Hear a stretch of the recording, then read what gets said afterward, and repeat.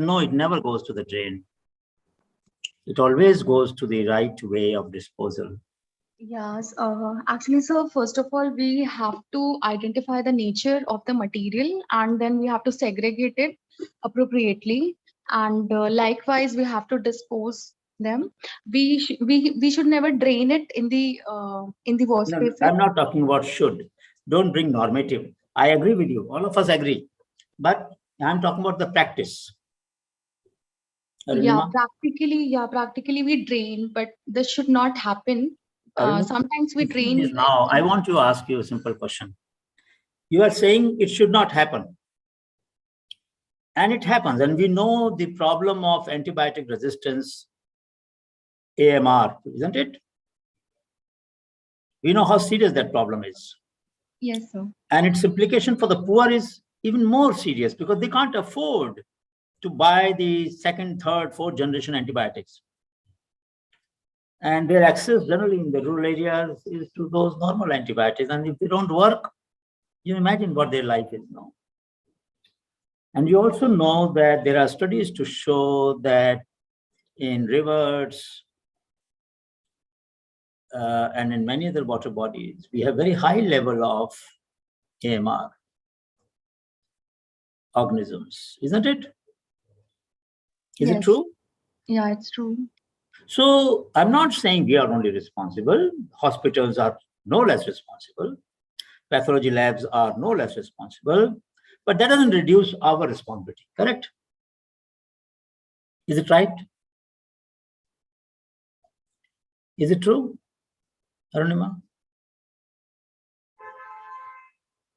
Because others are not responsible enough, does it give us a license to be less responsible, Arunima? Or shall we say that no, we have to be responsible whether others are not?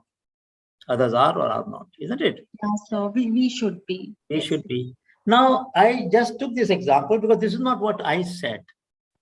This was pointed out by some of you who were disturbed about this practice, who genuinely felt that this was something that should not be happening in a leading lab or in the network of leading labs. Obviously, we have guidelines, we have norms. Maybe these norms are not repeated as often as they should be. Right? Let me ask you another question. Anyone of you can reply. Did you have emergency drill? If God forbid, if there's a fire or there's an earthquake, we are supposed to, as per the National Disaster Management Policy, we are supposed to have at least once in a year a drill so that we know how to evacuate the place in minimum possible time to prevent loss of life. Have you had such a drill in your lab? Anybody who has had such a drill in the last 1 year? Yes, sir. You have had drill? Yes, sir. And how much time did it take for everybody to get out? Sir, to be honest, not everyone came out also, and that was one of the points that was flagged after the drill was completed. But whoever did come out, it took them 5 minutes to come, which is a long response time. Yeah. Anybody else? I will come back to you, Kirti. Yes, sir. Yes. Yes, sir. Yeah, Anil, did you have in your lab? Which lab were you from, Kirti? From which lab? Sir, I'm from CSAR IIIM, Jammu. Sir, okay. I'm telling you the incidents from ICMR. I also work alongside doing my PhD. So this happened in the ICMR headquarters. Okay, ICMR headquarters. Yeah. Anil? Sir, I'm from CSAR IIIM, Jammu. We have a drill how to firefighting and evacuate the building. In last every year we had such drills, and every student who joins for a PhD program or any other program, they are first supposed to attend these programs and then it go on their coursework. So how long it took to come out? Just as Kirti mentioned, it took around 5 minutes and not everybody came out. Actually, our lab is quite spacious and there is we have very open access to gardens, and so it no. My question is very precise. Yes, how many minutes did it take for everybody to come out? 4 or 5 minutes, sir. Not more than that. 4 or 5 minutes. And everybody came out, or some people did not come out? Everyone, sir. We have an alarm system there. No? No. Please, Anil, alarm systems are there. Yes, sir. Yet, for some people, yes, the drill doesn't have the same seriousness as it has for others, Yes, isn't sir. it? Yes, sir. But almost Anybody- 5 minutes sufficient for Okay, us. anybody else who has not had a drill?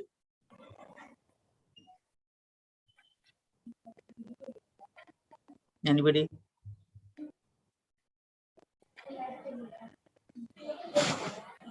Gaurav?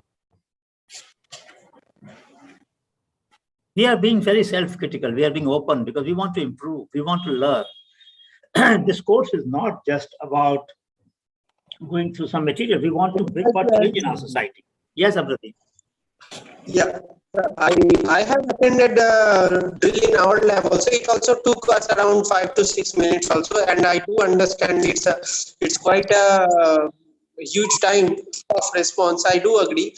However, I have also attended drill during my when I was working at a multinational company as well. So they also provided us with the same kind of drill during that. And in that case, what I have personally observed is that the the reduction of increment in the time for response is mainly responsible due to the lack of genuineness. Like most people don't take it seriously otherwise. Like it's a drill, what will happen more? It's their attitude. It's the people's attitude around us that make that time that you are asking, the time of response is getting longer and longer. This is the main problem. Okay. So now let me come back to that. I have, as you know, walked in every part of the country. I have walked in every state of the country, right from Andaman Island to Gurej Valley in Jammu Kashmir, Anantnag, Raport, Bastar, in Assam, Dhimaji, Manipur, Tripura, every state. And I have so far, and we normally stay in government schools in the night. We have the Shodhyatras. I will tell you about that later. Now, during these Shodhyatras, we normally stay in government schools or sometime in open, depending upon the weather. Summer, we go to hot places, winter. I have only come across only one school, which had signages for children to follow a path to leave the building if there's an emergency. Only one. I don't know about your buildings, whether you have signage or not for emergency exit. You know, in aeroplane, when you board the flight, first thing they do is to tell you the emergency exit, isn't it? But in many places, we don't have these signages for emergency exit. So many times you get confused whether I should go to left or right. And the result is that it affects our ability to perform the action for which we are being asked. Whether it was the lab-based, whether it is emergency drill. My question is, things which are in our collective interest, why should there be so much inertia in things where our collective interest is involved? Shiva Shankar, I notice your point. My suggestion, Shiva, is kindly send a polite message to your administrative officer or director. I don't need to know your name. Well, our idea is not to embarrass anybody. But kindly send a polite mail. Sir, we were discussing in a class today that we need to overcome our inertia. We should be ready for any situation. And given the fact that there are all kinds of events, extreme events, whether due to weather or due to other accidents that take place, and we need to ensure that every worker, every scientist, everybody is safe. And we also need to ensure that we switch off the electric connections or some whatever else that is required at that moment. So for dealing with emergencies, it will be a nice idea to have a drill at least once in a year. We had done it in our institution in Gyan, for example. It took about 2.5 minutes for people to get out. But one person came to, at that time, what was a small gallery on the first floor. And she came and started observing others. And didn't realize that if there was a real earthquake, we have had serious earthquake, with 20,000 people, unfortunately became casualty during the earthquake in 2001 in Gujarat. 20,000 people, whole one town Anjar was flattened actually. And many of the villages are flattened. Many of the buildings collapsed. So obviously, it helps to do a drill, knowing fully well that we have many zones, many of our labs are in zone 5, which is the most earthquake-prone region, apart from the fire and other hazards. So I'm saying that my point is not about emergency drill. My point is that area in issues where we have our collective interest, our own interest. We're not talking about public interest for the time being. I'm only talking about our collective interest. In the case of draining the lab waste, it is both our interest, but also the public interest, the environmental interest, societal interest. So their issue is larger. An emergency drill issue is directly affecting me, my safety. And if in both the cases, the one where larger issue is involved, one where I'm involved, my safety is involved, I can be different or less particular. Then we need to reflect on this habit of ours. We should need to reflect on this attribute of our culture, that why don't we realize that these are meant, these instructions, these manuals, these guidelines, these protocols are meant for improving not only our efficiency, but also effectiveness, but also for the safety of all of us concerned, our environmental safety, our personal safety, safety of our society, of the people who are affected by our actions. So first point that I want to make today, I wanted to make, and I'm now trying to suggest that we all reflect on it later on when you have time, is that, Gaurav, did you want to say something? I have muted you. If you want to say something, you can unmute yourself. My suggestion is that we need to take a minute off. Maybe tomorrow is a Sunday, and just take a few minutes off when you have a solitude, when you are reflecting. Send me a mail. Those of you who want, I'll appreciate your individual mails. Tell me, what do you think we need to do as an individual first, as a person, to overcome this habit of being insensitive to my own interest, forget about others. And I know this problem. I know in my family there are people, for example, who are supposed to watch their diet, who are supposed to do more exercises than they're doing. And I know that they're not very sensitive. So it is not something that I'm telling you. It happens in every family, around all of us. The question is, how do we deal with this problem? And is there a way that I can somehow improve my, yes, Kirti. Kirti, go ahead. Sir, something else I wish to share on the same line, if I may, please. Please go ahead. Sir, another thing that really bothers me is to see how people take their own safety while they're walking on the road. For example, we have all these weekly markets that happen in Delhi, and there are a lot of people who are buying their vegetables for the week or any other household items, and then there are heavy vehicles, cars passing through the same road, and they will honk at them to give them way. I know it's not just their fault, because the placement of the market is also not always convenient, but sometimes they don't even move, and sometimes they get hit by the side mirror of the car, but they will just keep walking.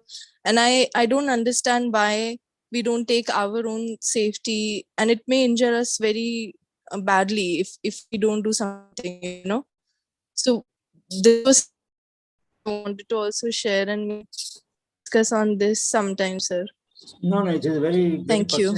Very pertinent observation, Katie. But this is something that we need to reflect on. And I always believe that my zone of influence, as far as my personal zone of influence is concerned, I need to be more particular about that. Can some of you switch on your videos, please? It helps me to connect with you better, because I'm now talking to a screen which is blank. It doesn't look nice. So kindly switch on your videos, as many of you as you can. And I hope that our net will be able to deal with it. Kindly do that. Thank you. Now, Deepa, Naveen, Rahul, Sushmita, kindly do that. Sneha, Ranjana, Galaxy 31, Arunima, please switch on your videos, because It doesn't look nice. I mean, I did want to draw the energy from all of you. Kirti, yes, keep switch it on. Keep switch it on. And yeah, Shikha, did you want to say something? Shikha, were you trying to say something or just that by mistake? All right. If you wish to, you can again come back. So my point is, and Akanksha, Naveen, you're there? Please switch on, switch on. Yes, sir. Yes, sir. I'm here. Please switch on. And Rahul, please. Kikru Kuvo, I don't know whether I'm pronouncing your name right. Kikru, please do that. Sneha, Ranjana, please switch on. I'm on the first screen. I'm not going to the second screen, but yeah, second screen, there are more switch ons. Better I stay on second screen then. So let us begin with the more formal discussion on the subject. But the 2 points that we have to make, one is that we need to reflect on what Preeti was just mentioning, that even our own interest, we become negligent. We think it will not happen to me, or somebody will take care. There are 2 aspects of it. One aspect is where we take care of it through social capital. That means somebody will help. So when you were children, you were playing on the roadside, some of you, at least I was, because we didn't have access to the garden or any playground. And our parents let us play on the roadside. And they were not watching us all the time. It is not that they were negligent, but they had a trust that if we were in danger, somebody on the street will come to our rescue. That is social capital. Then you trust the society at large to help each other. And in societies where this trust is high, you need less supervision. So for example, in many European societies, you don't have traffic policemen for miles and miles because people watch their movements across the street and they're careful about whether or not they should cross it properly. So that is the part of responsibility. The society is more responsible. The second part is where society is not more responsible. People are reckless in driving. People are sometimes not careful about how to deal with the fragile situation, delicate situations during emergency.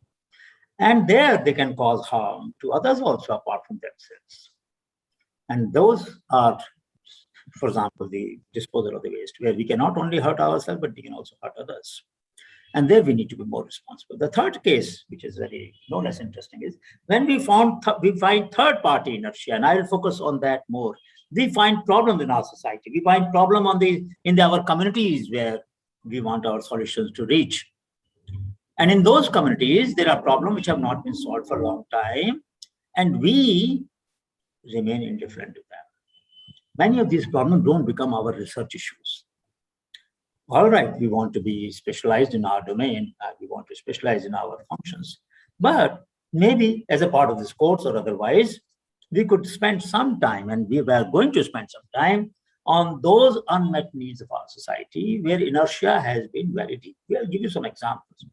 So let me share with you this presentation. Just a minute.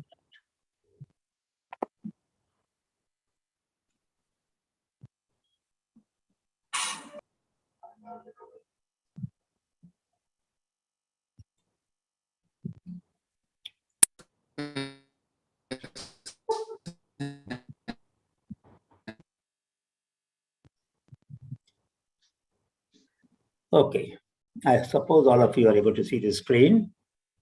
So we will look at barriers to innovations. Barriers to innovations at grassroots level, whether individual level, institutional level, civilizational level.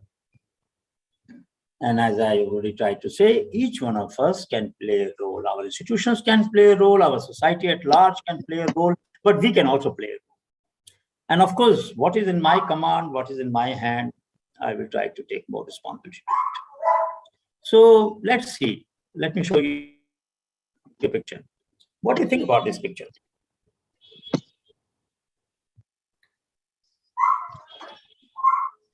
What do you think about this picture?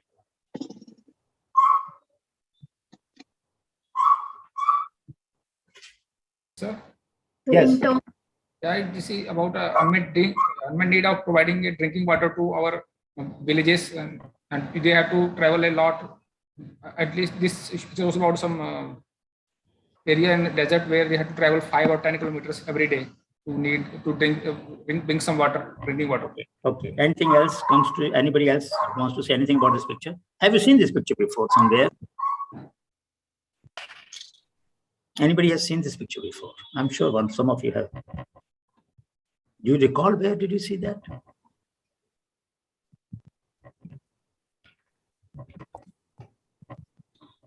It's looking like she's not wearing slippers, sir. Hmm. Hot summer, walking on sand, carrying Yes, water. sir. All right. Okay. Sir, I would like to say something. Go ahead. Sir, actually, we can say here there is no water, so we have to arrange this area anyhow, drinking water. So we will manage. Okay. Okay. Now tell me, where do you think this picture was used by Government of India? Rajasthan. And the water scarce areas. Water problem showing. Anybody else? Anybody else? Anybody else? Sir, this picture might be used in the water scarce areas, like Anybody else? Anybody else? Anybody else? So Rajasthan. Payjal scheme. So This is Rajasthan. the Rajasthan picture. No. What I'm trying to say, for what purpose would we have used this picture? Sir, Yes. It might be to for sir, our Payjal scheme in the Payjal scheme. So water conservation. Anything else comes to your mind? There was a video, a Mool video, wherein they showed the villages and how women were, they were working for their own. Okay, now let me tell you. Is it an ugly photo or a beautiful photo?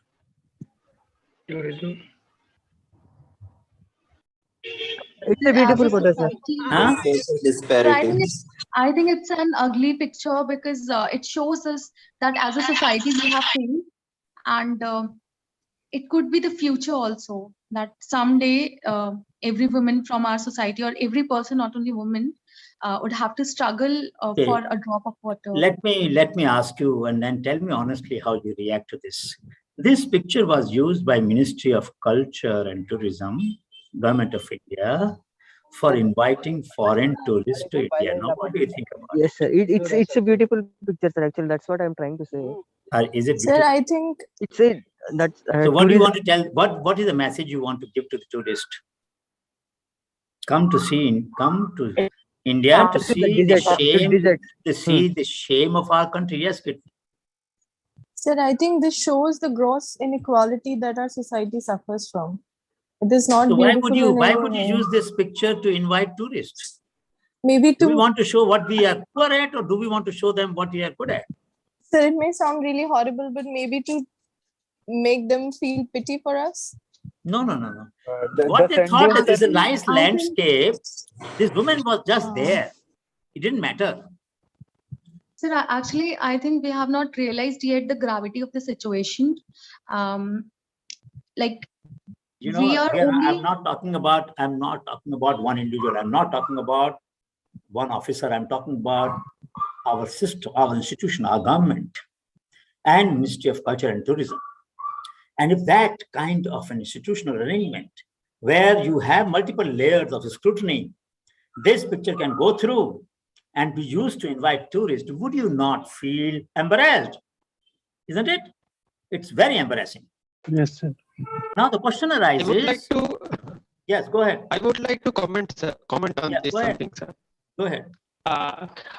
What I personally think is that it is not quite unusual to see that whether it's our government or whether it's our culture or that we represent, there are some obscene things like this kind of situation that we generally encounter. It is quite usual because most probably we are somehow boasting that our old civilization is somehow we are glorifying this type of situation. This is what I personally believe. What Okay. it is quite disturbing for Anil me. Bhushan, Sir, let's hear him. It can't be used for promoting our tourism and culture. It is surely an act of cruelty, and it must be changed as soon as possible. All right. Now we will stop here, and we don't want to go into this picture further.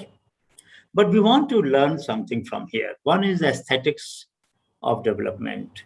When we want to work on problems of 800 million people, CSIR 800 is trying to address, we must relook at our aesthetics. We must ask ourselves, when we look at landscapes of mountains and we say, wow, beautiful, ask yourself, if somebody falls sick in a valley and there is no other way to reach there, either the medicines or bring the patient out, what can our institutions, what kind of technology we can use to ensure that if there is an accident or if there is a child to be delivered, that the lady there, the midwife there will have sanitized kit for delivery? How do we ensure that? Much poorer countries than us have done it, but we could not, because we are not, we only look at the outer beauty. We only look at the majestic mountains. We don't look at the pain which people living in those mountains, away from the infrastructure of road and health and education, etc., face. So my suggestion is, when you look at when you identify the problems and you want to look at from your vantage point of view of your lab, from your point of view of the technologies that are there in your lab, and when you want to select the project for your final project for your submission, select problems which are not easily apparent, but dwell on it, contemplate, meditate, think deeply, immerse, talk to people in those regions if you can, through your contacts, through your relatives, through your friends, because I'm sure there are students from all regions of our country here. There are people from Northeast, there are people from Uttarakhand, there are people from Himachal, there are people from Jammu Kashmir, I'm sure. Talk to them and tell them that, look, can I talk to your family? And I ask them, what are the pain points? And then we will see, from the point of view of what technologies I have at my disposal, how can I address some of those problems? That will be my project. You understand my point? Anil, are you wanting to say something else? Your hand is up. Maybe you forgot to bring it down. Doesn't matter. So now let me ask another question. And this question is very painful again, because I'll tell you here about my own inertia. The next example that I'm going to use, where I will show my own insensitivity, so that you don't get a feeling that I'm trying to sermonize. No, I'm as much guilty of having not addressed the issues which were so obvious, should have been obvious to me, but were not obvious. How many of your labs have sanitary pad dispensing machine in the women's washroom? Our lab has one, sir. All right. Which one? Piyush, which one? Which lab? Sir, we are actually at Shahid Hassan Khan Mewati Medical College. So I'm not able to hear you. Hello. Please go ahead. Sir, we are deputed at Shahid Hassan Khan Mewati College, and in each girls' hostel there are sanitary pads and all. Okay, well, fair sanitary pad disposable and machine. Fair. Reena? Sir, I am from CSA NIST, and here we have a sanitary pad dispensing machine, sir. Okay. Now let me hear from labs which don't have. Go ahead. Sir, at National Institute of Immunology, we are having sanitary pad vending machine in the washrooms. Very good. The labs which don't have, now let me talk about that. Are there Hello, labs sir. This is Naveen here. Yeah, I'm from CSI Chandigarh, and we don't have this facility in CSI. How do you know? Somebody has told you? Somebody has told you. No, Okay. sir. I'm in CSI itself. Oh, no, but I'm talking about women's washroom, so you must have been told by some of your colleagues. All right. Anybody else where it is not there?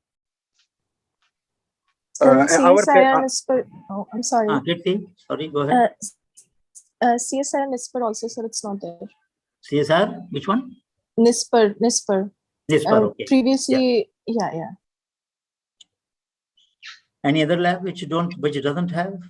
And sir, our parent institute is NIMR, National Institute of Malaria Research, and we were planning something like that with our colleagues of ACSR students here to have this. But not yet done. Not yet done. Yeah, not yet done. Yes, sir. Now, You know what, Ashwini, my feeling is, I mean, the course like this will be successful if we will get action taken on some of the problems that our students, our friends, our young colleagues identify. And we need to ask this question more carefully. Let me give you one express. I've told this to the previous batch, and I'm telling you this again because this shows, one, why a problem persists, and second, how can they be addressed? So many years ago, about 7-8 years ago, mind you, I've been there at the IMA for about now 40 years, but I retired about 2017. So 36 years I was faculty there.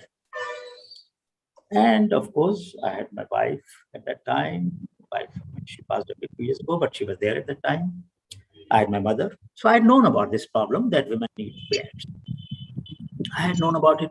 All faculty members had known about it. The director knew about it. All directors had known about it. All administrators known about it because they all have their families. So one day what happened, a student got up in my class and left the room. Her name was Pragya. So I was a little disturbed because normally nobody goes out just like that without the professor. So I said, let me see what happens. After some time, she came back and sat there. So I asked her, what happened? Sir, I'll tell you at the break time. All right, tell me at the break time. So at the break time, I asked her. She said, I forgot to bring my bags. I suddenly had onset of my periods and I had to go to dorm and get them. I said, will you repeat this in the class? Please mute yourself. Please, will you repeat this in the class? No, sir. I said, nothing doing. This is biology. We should talk only. So after the class reassembled, after the break, I used to have 3 hours class even there. So she just repeated the incidents. So I said, that means in our institute, in the washroom, we don't have the central dispensing machine. No, sir, we don't have. Now, this was very embarrassing for me as a faculty member who is very sensitive, who teaches this subject about Samvedana, and who, of course, knows this problem. Can you switch off the Bimini? Can you check whose voice is coming? Can you switch off? Mute it. So, or mute all, please. Bimini, mute all, then I will unmute myself. Bimini, please mute all, then I will unmute. So, but I didn't realize this problem. I did not realize this problem. My colleague didn't realize this problem. Our administration didn't realize this problem, as many of your labs have not realized this problem. So far, it was a inertia, collective inertia of a very elitist institute, which is supposed to teach leadership, innovation, inclusion, and all the other values that we believe a responsible leader in the world should have. So I said, all right, guy, why don't you send a mail to the administration and tell them that you would like it to be installed? She sent a mail, didn't happen something. I said, no, this time you write a mail and send a copy to me. And I will request to follow up. I'll tell you what we need to do then next. So she sent a mail and after 15 days, it was installed. I said, what next? Sir, public utilities should have. So she wrote to Maneka Gandhi. She was at that time Minister of Women and Child Development. And she got a response within 24 hours. Yes, this is an important problem. We will take care of it. I'm writing to the Minister of Civil Supplies and we'll try to see how we can get it done. Then I said, what next, Pragya? So railways should also have it. All right, okay. So write to Railway Minister. Suresh Prabhu was Railway Minister. She wrote to you. This is around, that means from this description, it should be in the UPA 1. So 2004, around that time, 3, 4, or 5. So she do that. Problem was solved. From from solving the problem of one person in one institution, this student now gathered the courage to address the problem of the whole country. I'm not saying it got solved, but let's say, put this way, that all of you who feel that this is a genuine area of change, that we should begin change, charity begins from home. Before I bring about change in society, I should bring about change in my own lab. If you think that way, then wouldn't you like to write a mail, very nice, persuasive, polite mail, very polite mail, very, very suggestive, respectful mail to the director, whether in CRI or CSO, wherever. Sir, this issue we have discussed, we have also felt it'll be nice if this could be done, just like that. Just a very polite suggestion. Not very assertive and not very insistent. And sir, in case I can be of any help, please let me know. And my feeling is that in most cases, the problem will be solved. Because I don't think any director would find it irrational or unreasonable to provide such a facility. Now let me ask another question, given here. How many organizations, how many labs are disabled enabled for a wheelchair person or a blind person?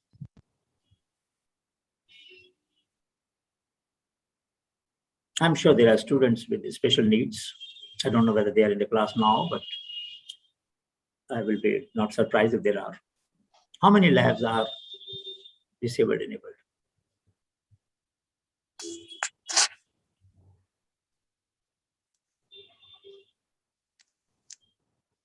Yes?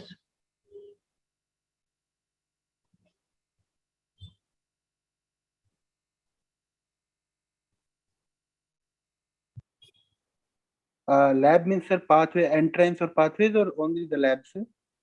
I mean, I would say the various offices of lab. All, I mean, the law of this country is that all public buildings should be disabled enabled. Yes, sir. So that's the law. That's the law of this land. Yes, Digvijay. Yes. So we have two buildings. We have two buildings, old building and new building. In new building, we have. But old building you have not been able to refurbish. Yes, sir. Because it is very old. It is, I think, 1984. So. Huh? Sorry?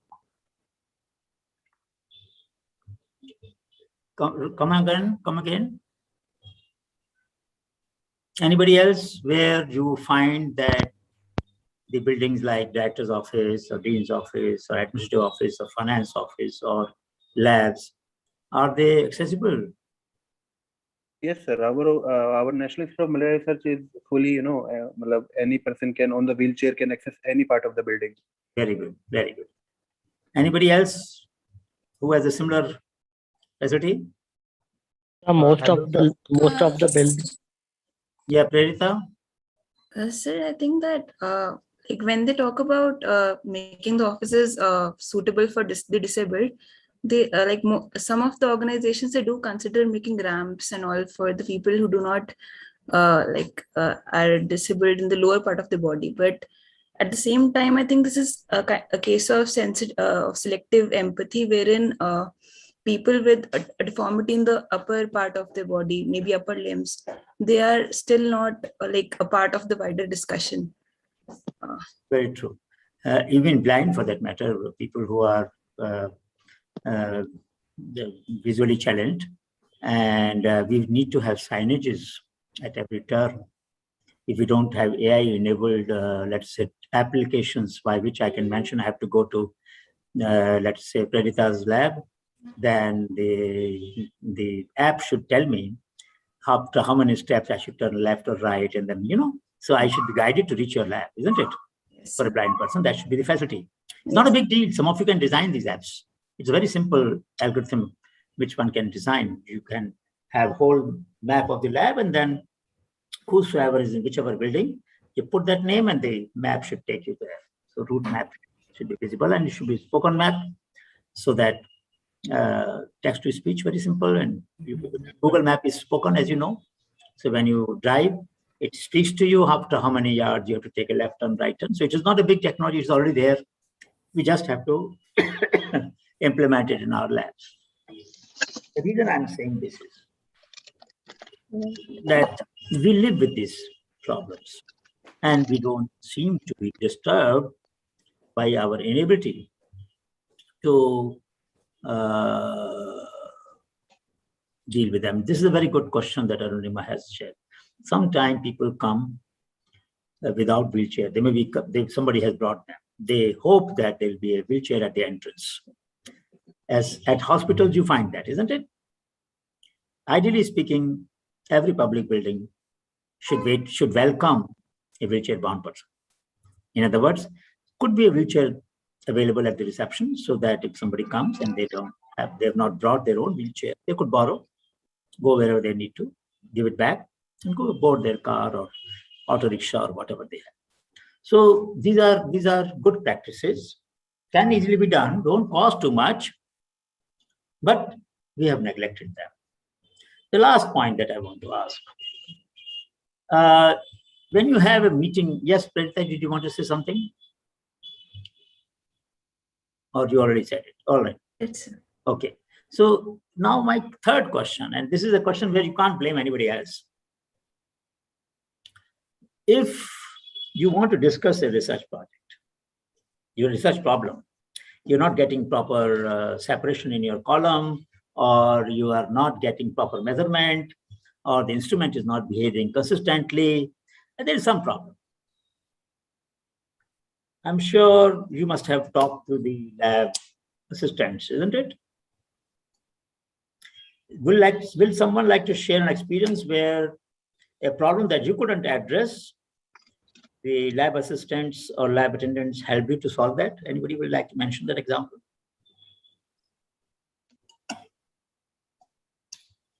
Anybody?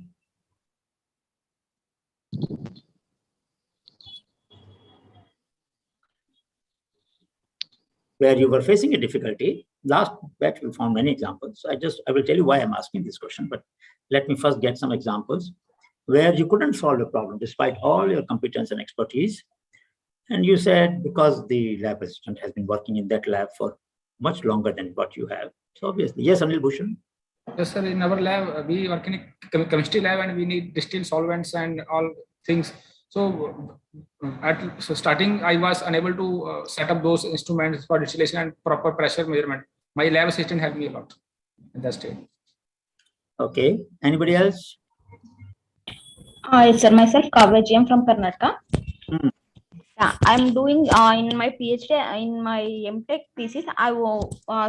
Facing some of the Marshall design parameters. In that, till that date I didn't see the Marshall apparatus on that. I didn't know that arrangement also. In that case, I'm trying to do the arrangement, but in my lab assistant are there.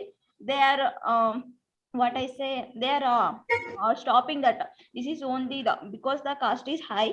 They didn't allow to connect that apparatus like that clearly.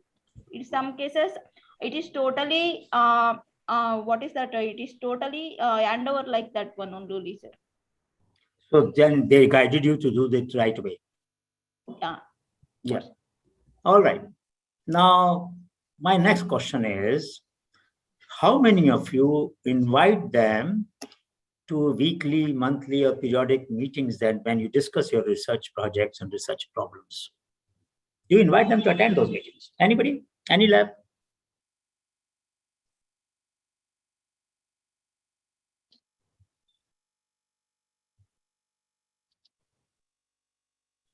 Any example from any lab? Do you understand why I'm asking this question? You have told me already that there are situations when they have their insights about how things work, how science works, are deeper and better than what your insights are, correct?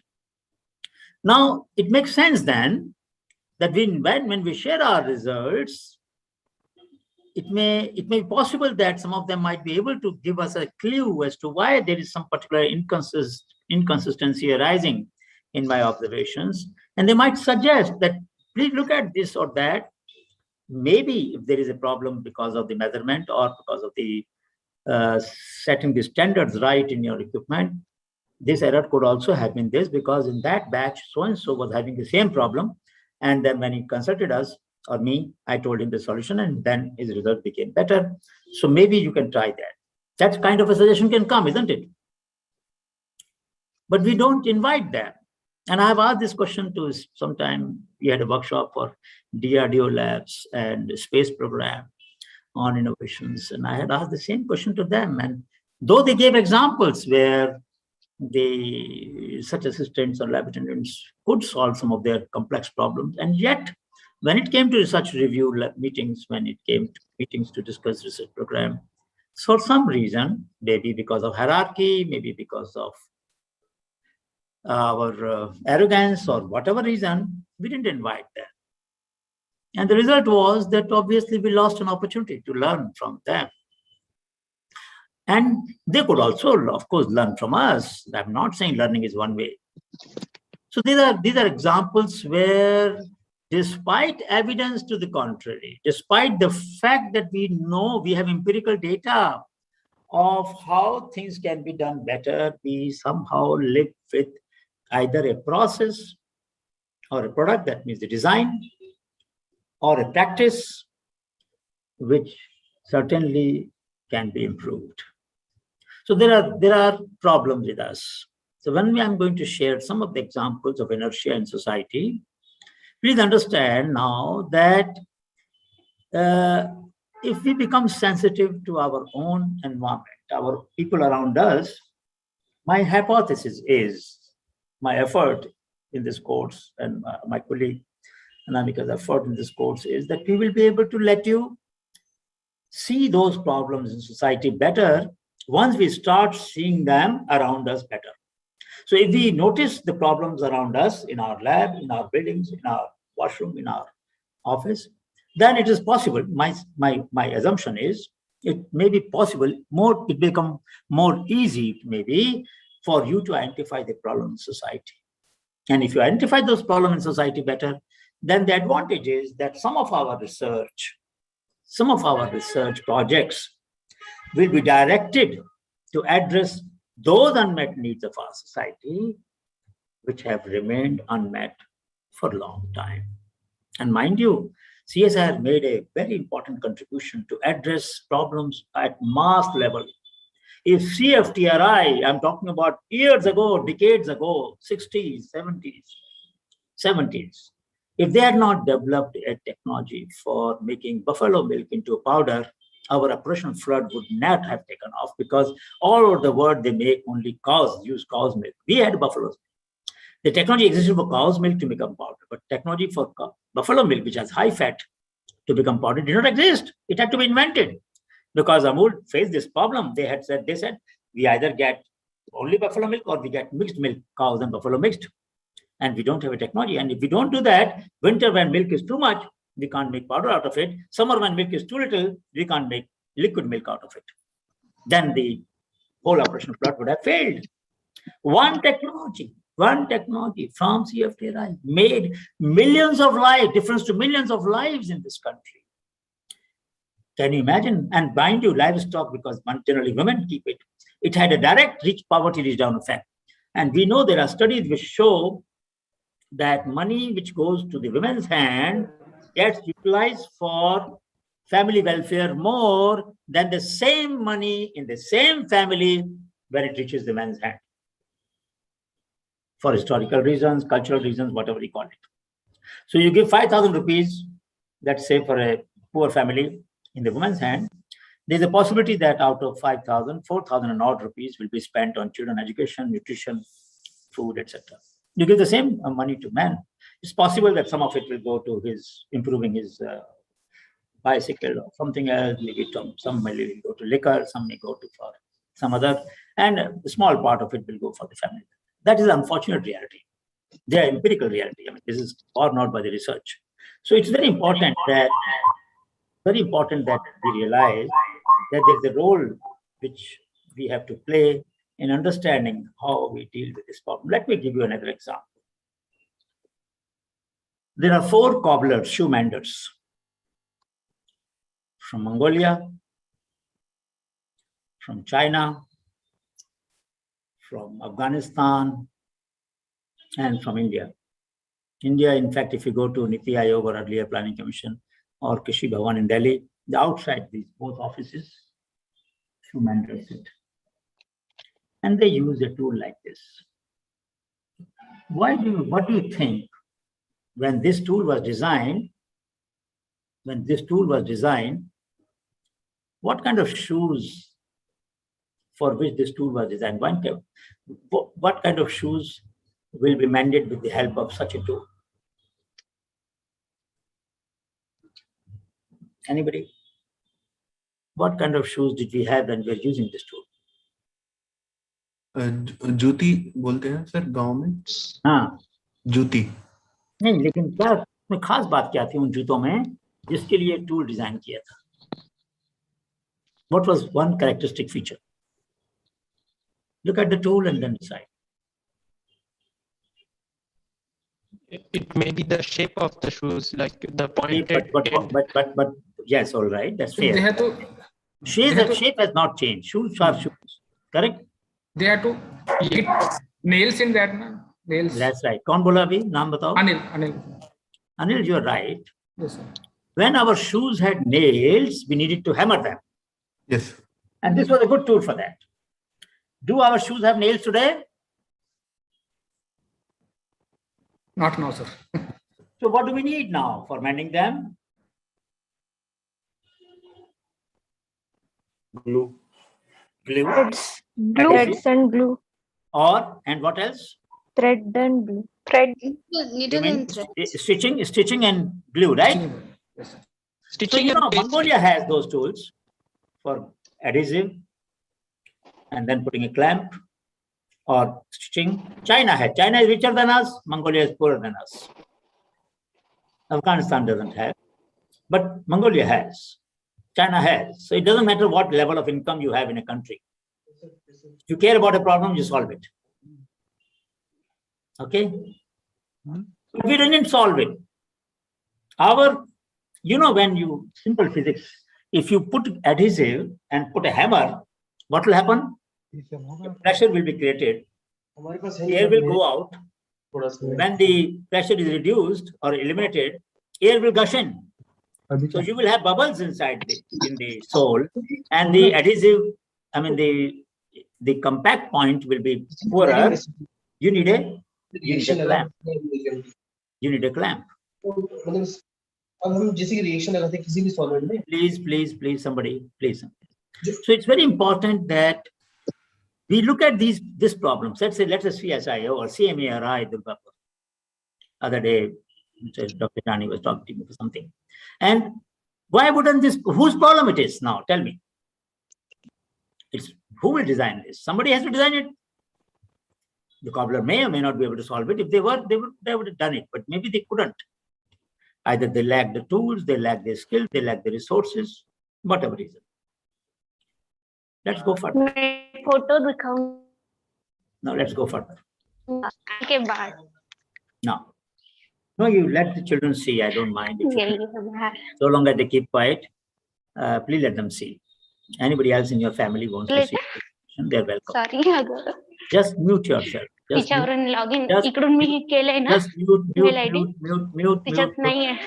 Who's speaking? Gita, mute. Gita, mute. Please mute. All right. So let's go back. So there are 3 examples of technological inertia. Paddy transplantation, 90% of paddy is transplanted. Now recently one person whom Gyan has invested in, he has developed a manual paddy transplanting machine. I will request Namika to show you in the next class the video of that machine.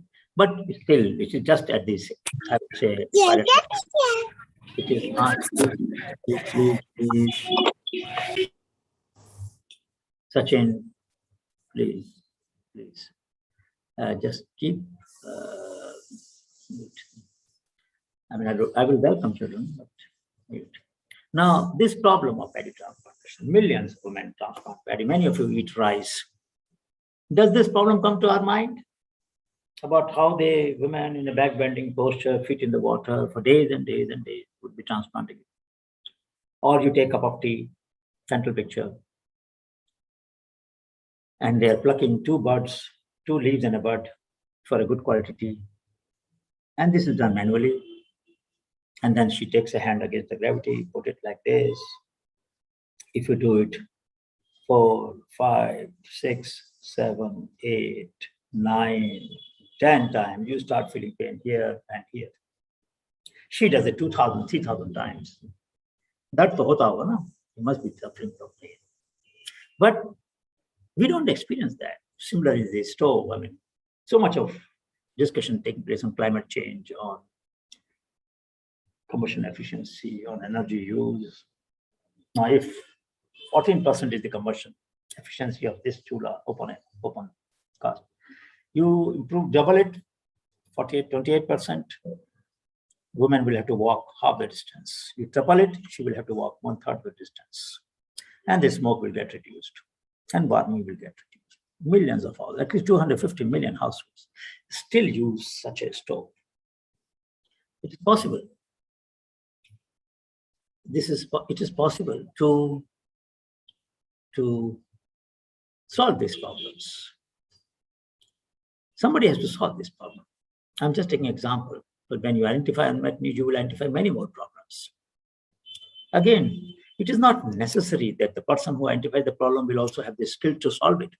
So I'll be very happy if you made your groups, inter-lab groups, address some of the problem because you need skill, maybe from chemistry, chemical lab, NCL, maybe from EMPRI for new materials, maybe from CMRI for mechanical or electronics, CSIO, or electronics research CD.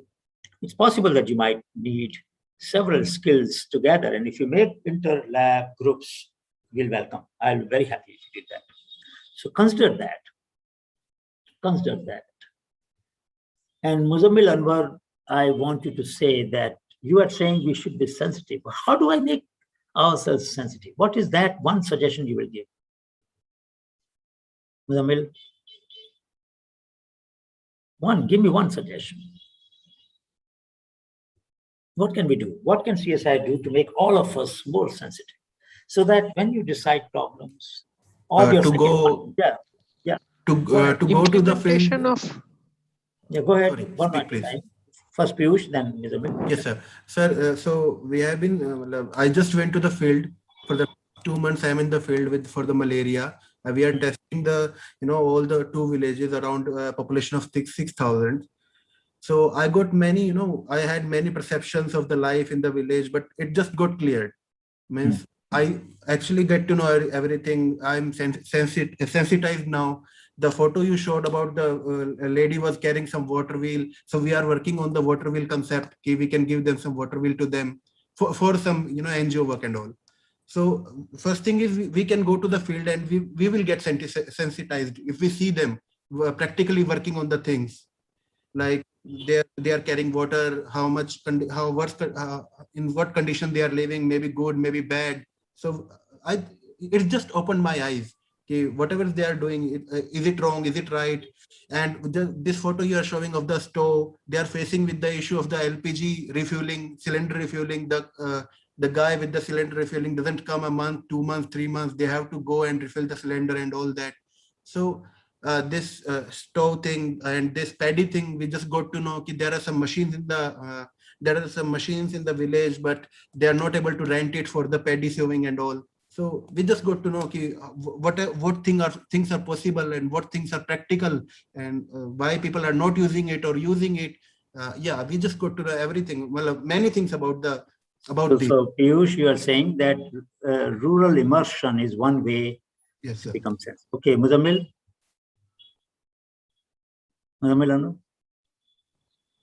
Muzammil, are you going to say something? Then I'll come to Abhradeep. Just wait for a minute. Muzammil, do you want to say something? You put a comment on the chat, but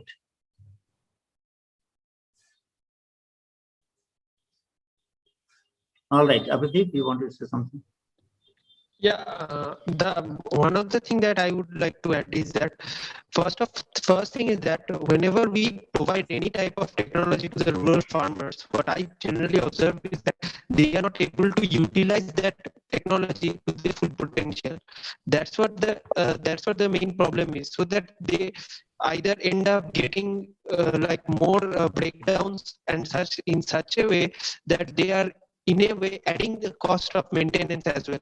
So they are not able to like optimize that thing, like the number of hours they are renting the machine and the expense that they are providing for the expense that they are facing because of the breakdowns of the machine, because they are not able to utilize the machine properly. So there are three different things. One is we may not have a solution. So for example, some of you mentioned about Chinese machine, but Chinese machines generally are for mat nursery, not for spontaneously grown nursery. Mat nursery, most of the machines that you will find on the web are for mat nursery, where you grow nursery on a mat, you cut the mat and put them in the tray, and then the device will pick up the seedlings from there and put them in the field, which is easier. But when there's a spontaneously, they are not tied together, they're all loose. Picking them up and inserting them in the ground requires a little different mechanism. And therefore, you have to appreciate that. And again, some of the machines, which are even manual, need adjustment to different kinds of soil, different kinds of water level, different kinds of varieties, different depths which they need to stand. Some have strong root, some have weak root, some have a strong stem, some don't, some will fall down in the water and therefore they will get submerged. They may come up, may not come up, whereas others will not fall. So there are different kinds. Okay. All right, I understand.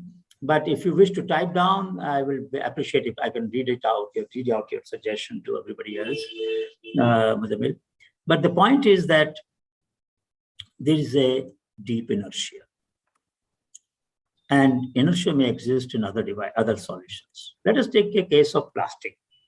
Many of you work in waste management. Many of you know various mechanisms of converting plastic into oil, correct?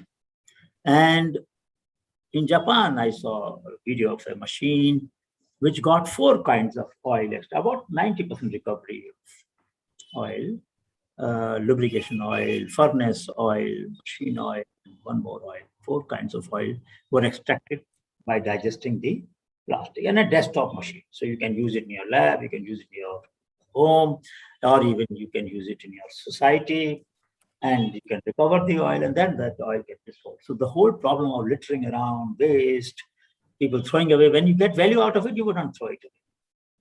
Now, there are many such solutions. Innertia Petroleum has a very big machine. That's a large-scale plant, which can be used to digest plastic. But let's say your hostel may need a machine. My institute needed a machine. Some students in my class wrote to IIT, wrote to other places, but they couldn't find a smaller scale model which could be put up in dorms or in the mess or somewhere.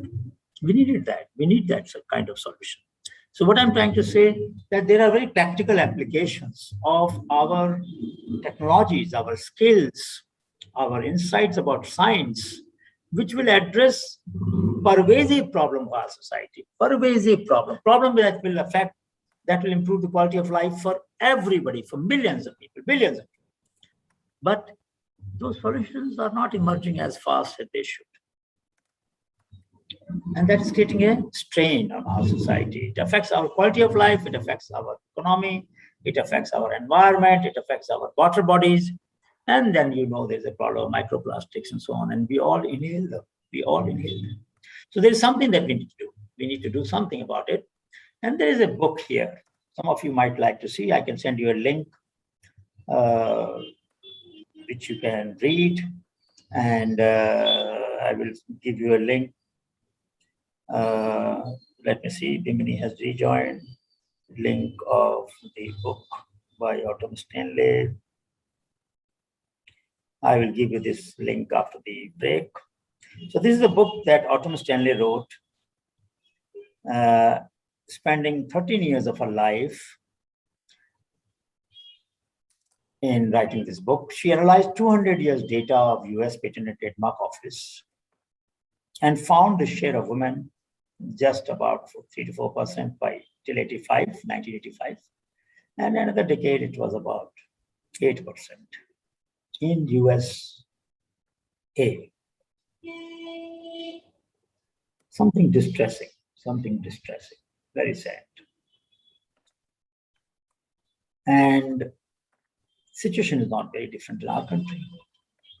Yesterday, I had a presentation in my other course in IMA, and one student brought to my notice that in WIPO, there are hardly about 16% patents, World Intellectual Property Organization in PCT database, Patent Corporation Treaty database, hardly 16% patent, which had at least one inventor as woman. Only 16%. That is the maximum, that too, mostly from Europe. So there's a problem here. And people have tried to look at historically as to what could be the source. And they have solved very complex technologies.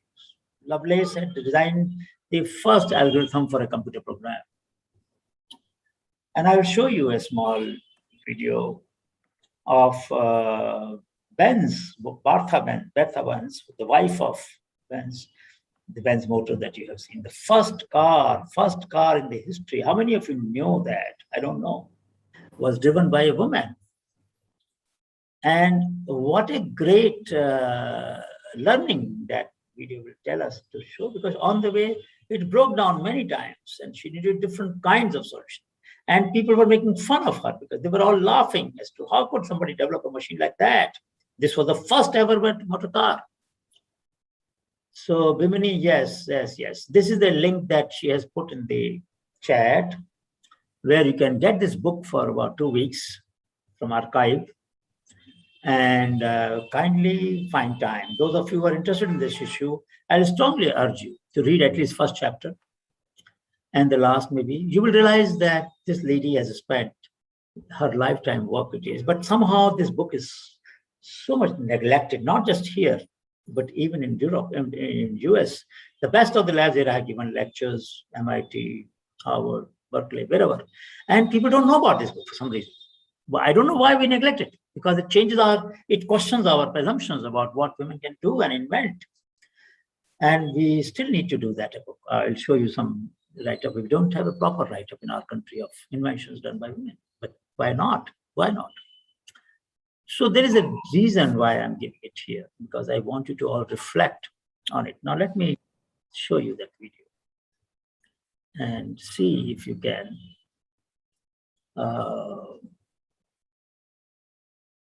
appreciate this point about how the history of.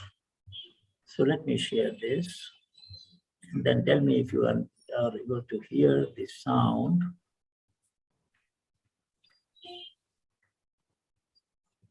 Oh, wait a minute. No, I should do it again. And I should put the sound on. Yes.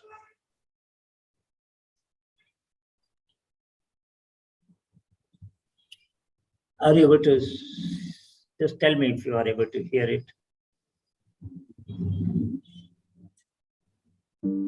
I just learned about Bertha Benz's story, and the story really resonated with me. She's really a pioneer that I didn't really know about. She was the first person in the world to go on a long distance journey using an automobile. She was just so determined and so resourceful. No one was telling her to do these things. People were trying to stop her, if anything, and she did them anyway, and she did them well. She embodies the spirit of innovation. So her husband, who invented the first ever gas-powered motor vehicle, was the inventor. But it was Frau Benz who was the innovator.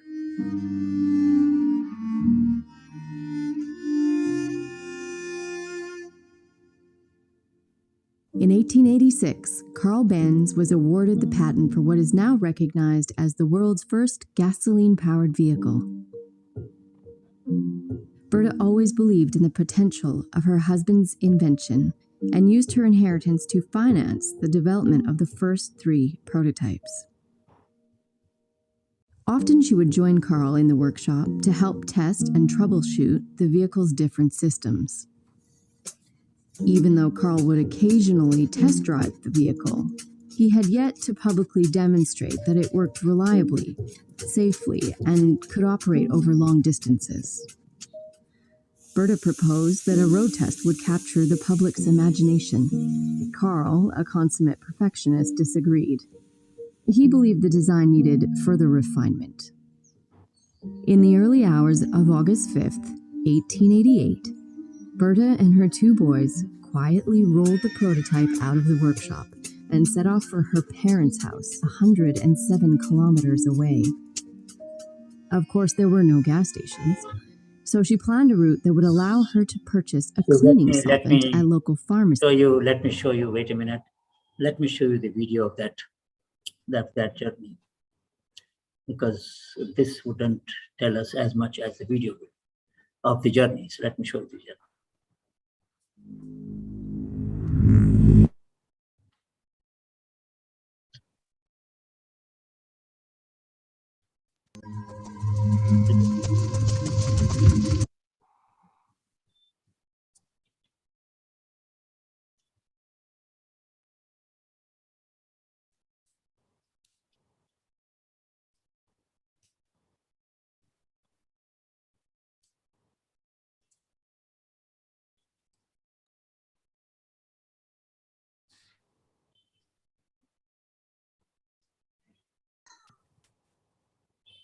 Did I miss?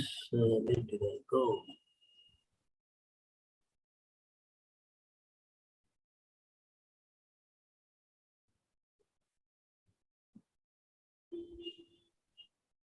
Dimni, am I in the?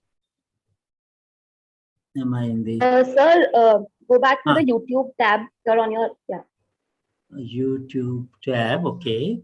But I should Yeah, find yes, the tab sir. of sharing. Where is my tab for the sharing window? Why am I not seeing that? Sir, your window is already shared. We can see your screen. Oh, you can see it? Okay, then I can just Yes, play it? sir. Yes, sir. Yes, sir.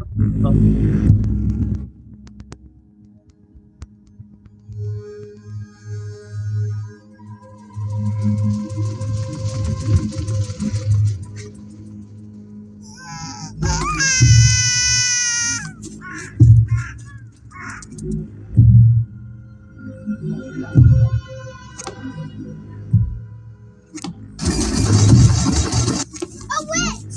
A witch is coming! A witch!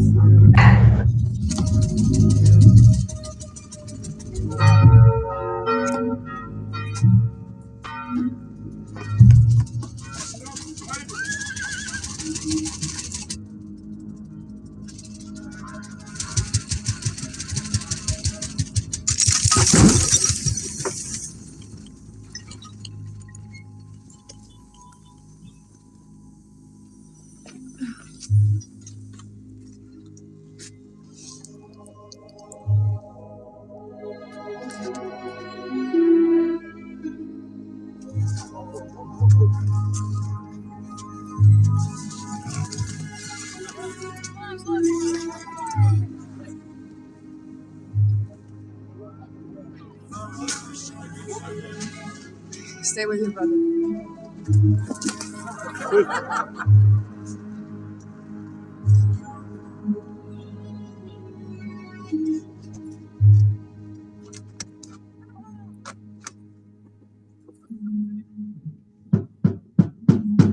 Hello.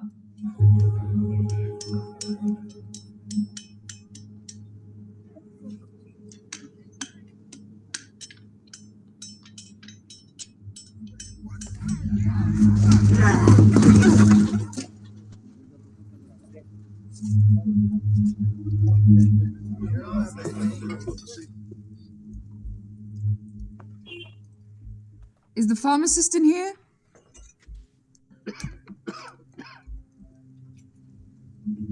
I'm looking for 10 liters of Legroin. You won't get those stains out of that dress. Better buy a new one.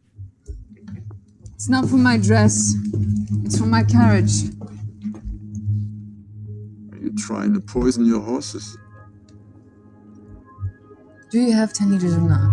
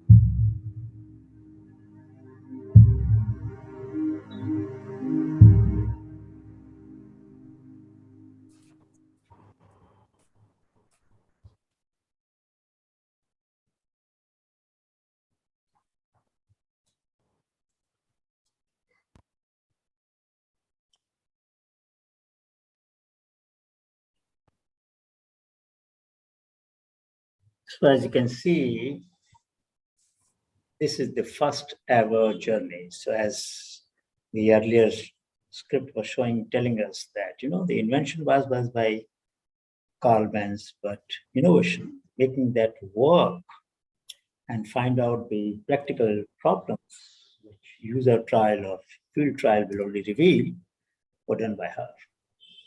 Women have handled very many large problems and have invented and solved those problems. But when it comes to identifying new inventions and innovations which address their needs, whether these are institutional processes or technological processes, our record can be improved. I will not say more. Our record can be improved. So the reason why I'm showing this to you is that there is a need for us to reflect. There's a need for us to reflect as to how can this situation be changed? How can we see? And what are the two words which I would like you to learn now? Autonomy versus agency. Autonomy is freedom to make decisions. And agency, what is agency? Anybody knows? Students from NISPA? What is agency? Anybody, any guess? Autonomy is freedom to make decisions. What is agency? Any guess? So any decision-making body? Laws imposed by some group or some societal or something like that.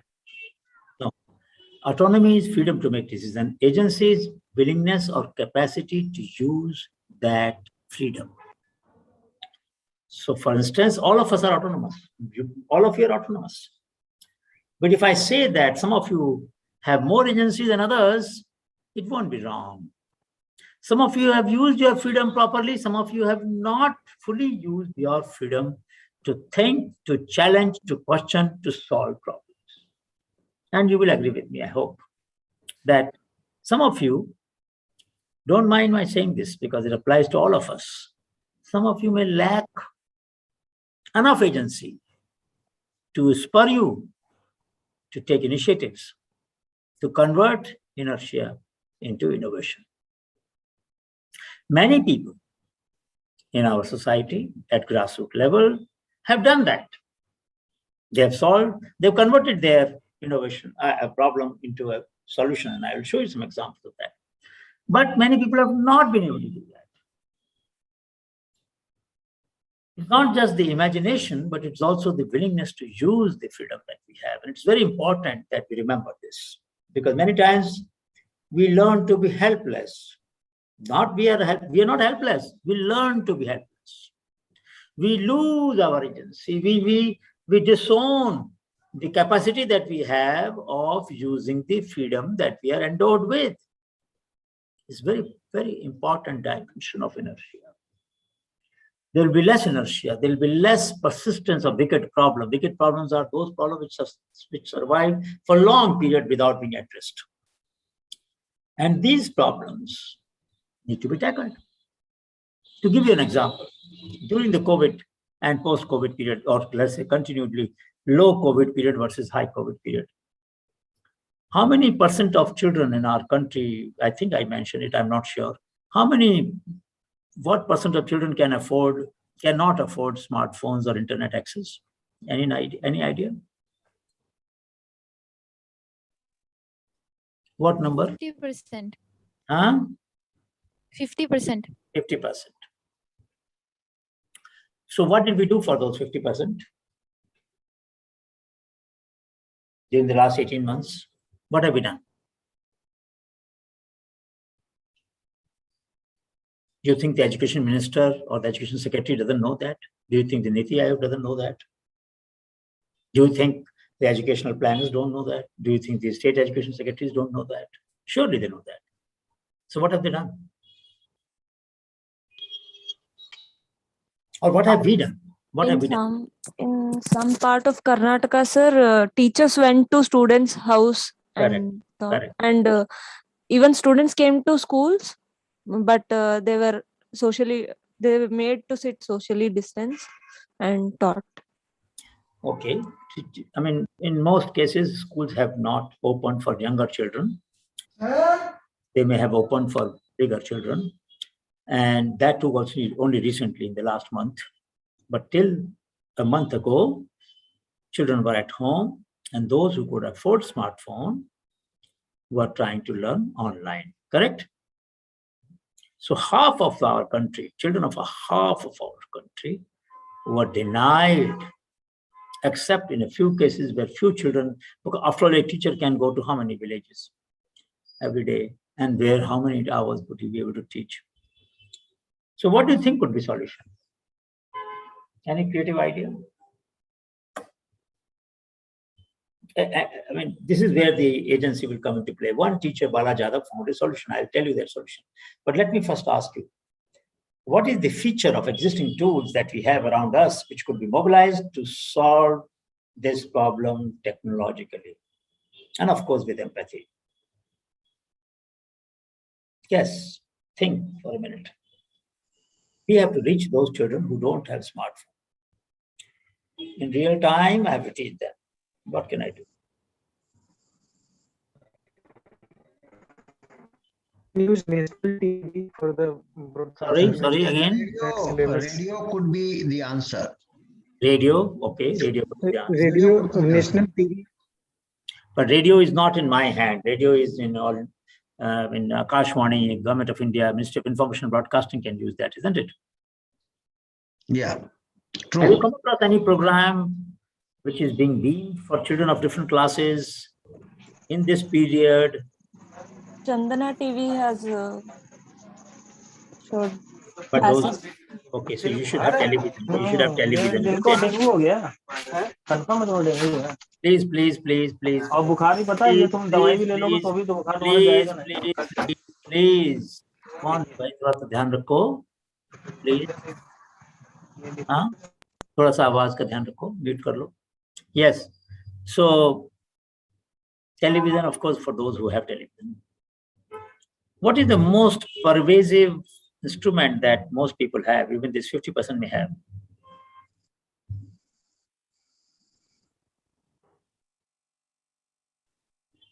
Think.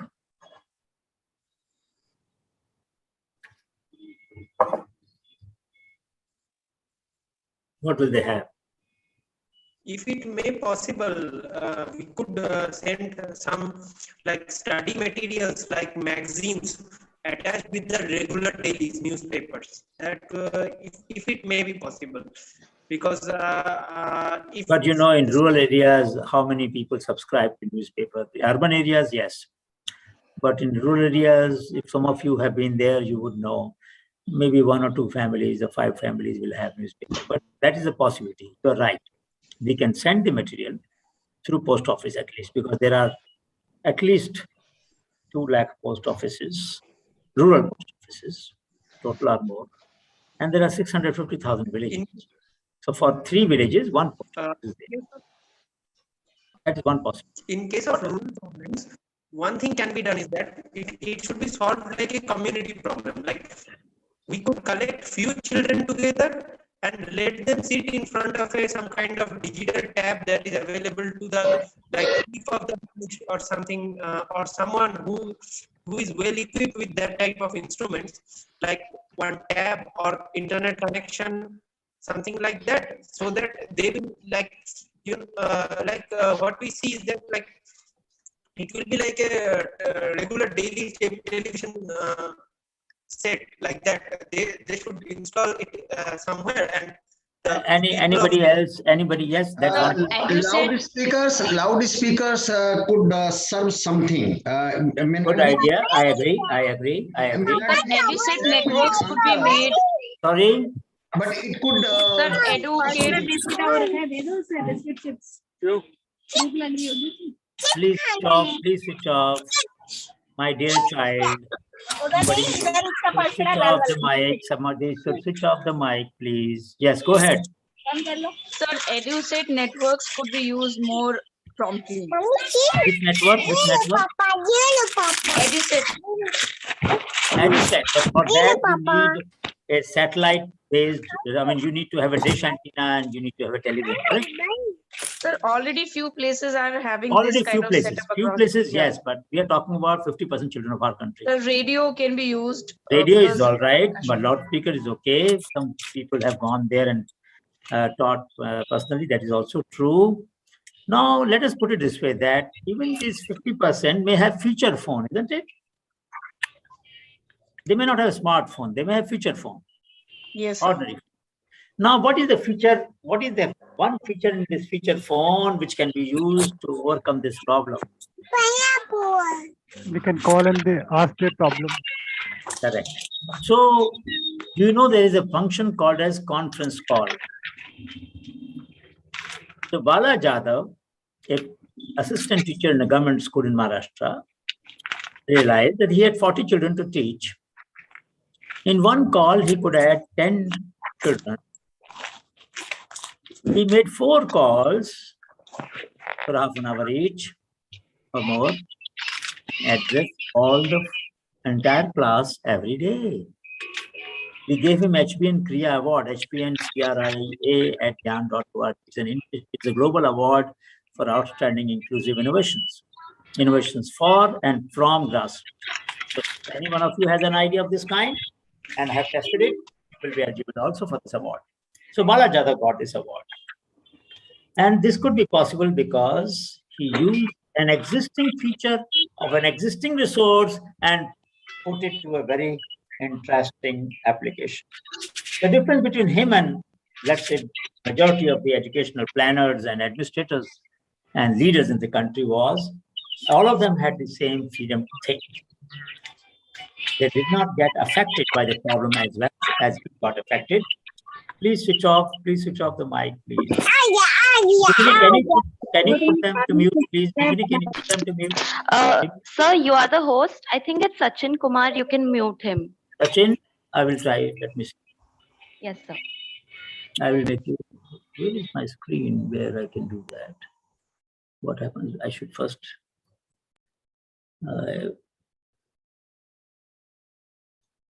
Okay. Sachin, have you switched off? Please do that. Let me first make her also. Sir, I think it's done. It's done. It's done, but let me make you co-host so that you can do it in future. All right, Okay, now sir. you are co-host. Thank you. Yes, Yeah. sir. So we will break now, but before we break, let me tell you this issue that we have to find. I'll share with you some framework about how conceptually we think about the barriers to innovation and how we can overcome them. The purpose is to sensitize you more about those barriers so that we can overcome them.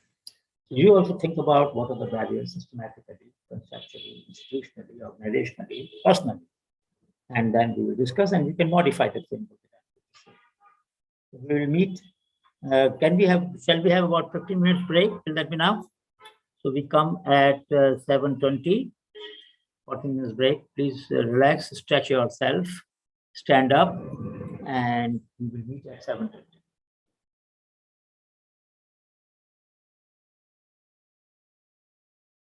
Pause the webcast for 14 minutes. Is it possible?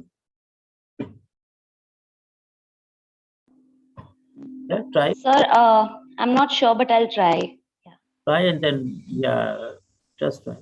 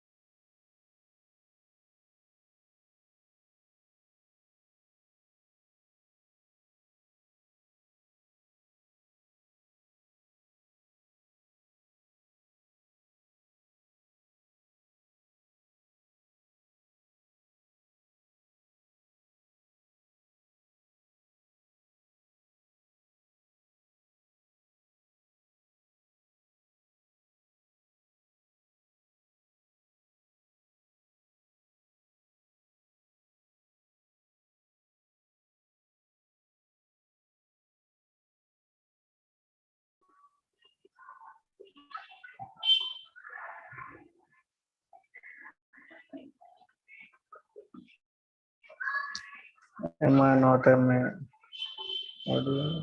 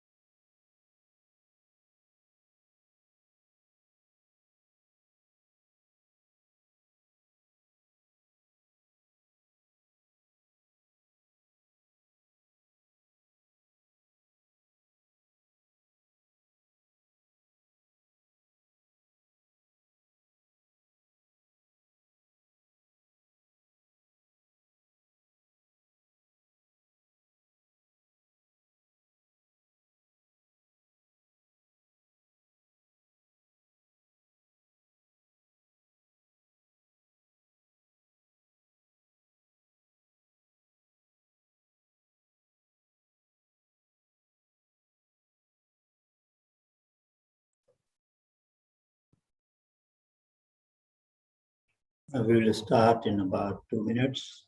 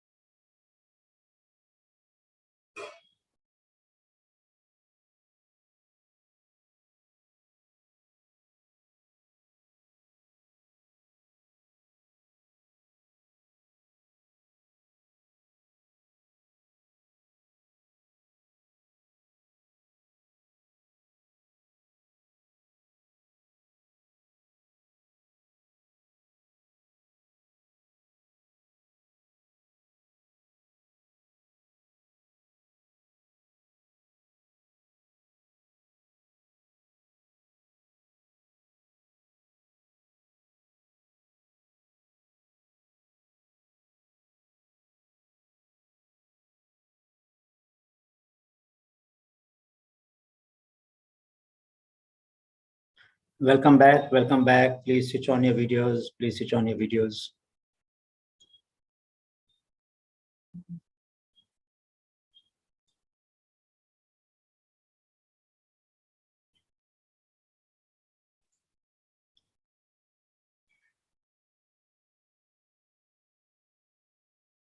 So we will discuss now a framework where essentially this is the dimensions of that. Let me show you.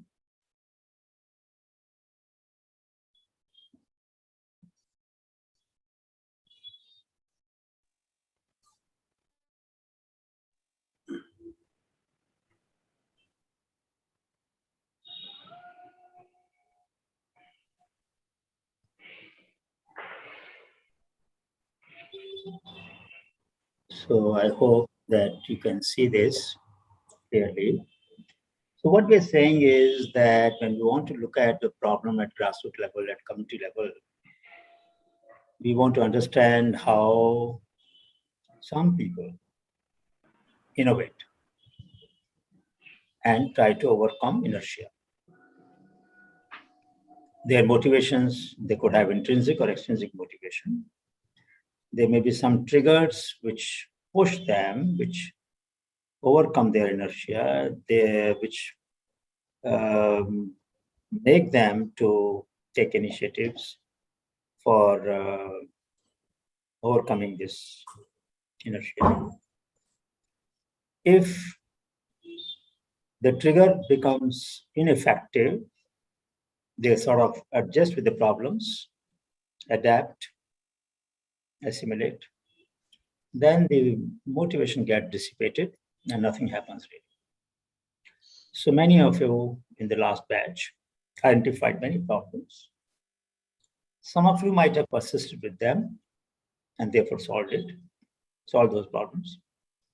Many of you felt very motivated when you were in the class or soon after. And as the work pressure increased, as the thesis work took over, sort of those things went into the background. It is obvious that not all of us can act on all the issues which we feel strongly about. We can act on some issues. And we will look at what barriers there are. Economic, institutional, socio-cultural, technological. And then what converts motivation through trigger into initiative. Initiative becomes innovation. of different kinds, different scale. And of course, then we diffuse. When we diffuse, people experiment and improve them, which is called derivative innovation. Feed it back. Some discontinue because they don't like the idea. And that influences the reach of our solutions. So let's look at the first phase, motivation of the innovators who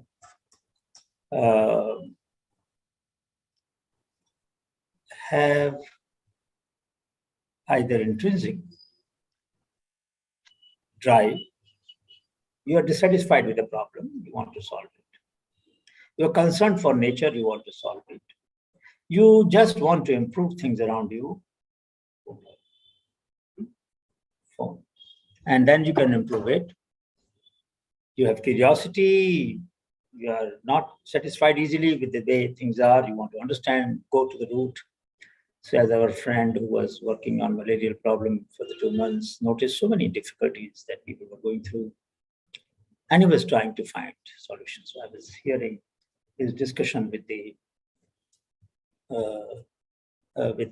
villagers about how he could help.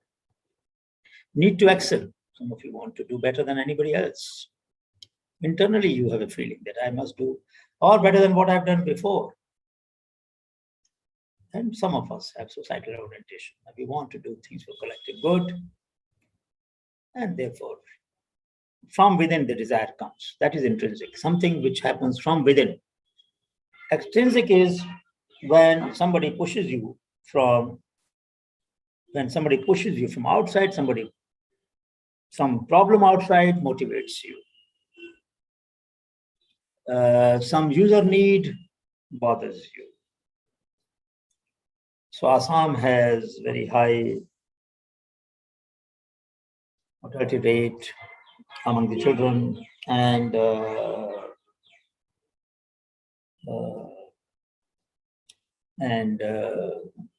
infant borns, 60 per thousand, something like that, one of the highest rate.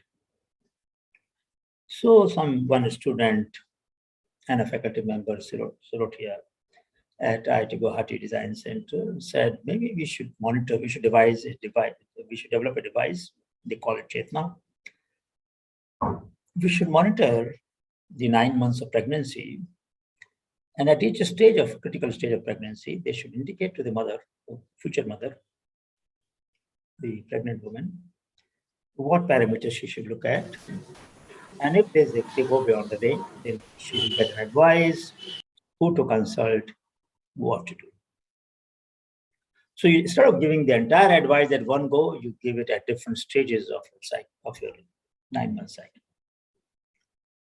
And surely it was a very interesting idea.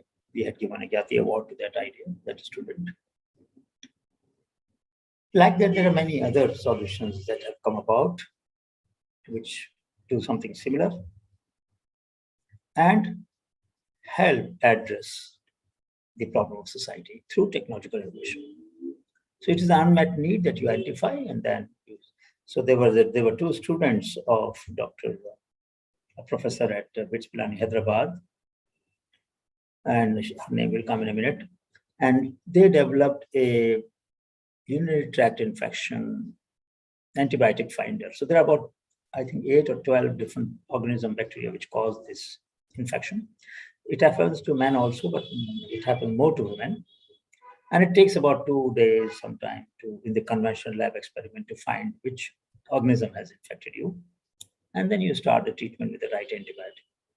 This antibiotic finder tells you in 4 hours. So the research that they did was that when you put a sample, in 4 hours, they will identify which organism it is, and they can start treatment. Very good device, very good solution. An unmet need led to this solution. So there are a large number of such innovations that we do, which have huge societal impact and are triggered by the unmet need. But there are some which may indirectly help the society and which conventional research in the lab will do. So when you decide your projects, I would encourage you not to focus on projects which anyway are being done in the lab. Even if this course was not there, you will do those projects. My suggestion is use this window of opportunity that you have got to look at those problems which in normal parlance, normal system, normal conventional system of prioritization, they may not become a thesis problem, they may not become a project problem. Pick up those problems and then do a review of them. That will be very useful. Peer approval, pressure from the colleagues can make you take up some project, some initiative. It could also be shame, social shame. People tell you that you're not doing the right thing. This is not right. So then you begin to think, maybe I should try to find a solution to this problem. Maybe throwing litter on the ground or on the road is not good. Let me find out what can we do. So how many do you know how the bio toilet solution came up? Anybody knows? Bio toilet, which Gwalior Institute of DRDO had developed the technology, and about 40-50 entrepreneurs were licensed. The railway also uses it. Real-time decomposition of human excreta. Do you know how did it come about? How this problem was identified? From Antarctica, scientists they were using. How did they find out there, Rajesh? If you know this story. Survival of the bacteria which No, they how did they get it? How did they notice this? That I don't know, sir. Okay. Anybody knows? I'll tell you. Anybody else knows how did the scientists discover this problem? It's a very interesting story because it tells us how to go about knowing the problem, how to go about finding out a problem, and then how to find societal application of that. Because in Siachen, our soldiers face this problem, that their excreta wouldn't get decomposed, they're at -20. So surely we wanted some solution for them, but we also wanted solution for the common people. So what happened was they went to Antarctica, and then they found that the excreta of penguin was not visible to them. There were so many penguins, they should have expected it to find everywhere. They were not able to find it many places, most places. So one of the scientists from Gwalior lab, this biological warfare research institution, said maybe there is something which is decomposing the excreta very fast in such a cold temperature. So they identified some semi-decomposed debris, excreta. They collected them, brought them to the lab, paid a consortium, tested it. It worked very well, even at the room temperature. They licensed it to large number of entrepreneurs, both for village application as well as for train. And first time bio toilets in the train were installed. The curiosity of a scientist who was bothered by a problem in Siachen, in that case, of course, but that problem exists in the rest of the country too. But for this scientist, it was a Siachen problem. And it connected. An observation in the field got connected to a problem in the field, and that led to the use of the culture for bio toilet. You could have used it for any other purposes, but in this case, they did it. So they may have used for other purposes, I don't know. But I know that this was one of the spectacular examples of using high science, sharp observation for solving a societal problem.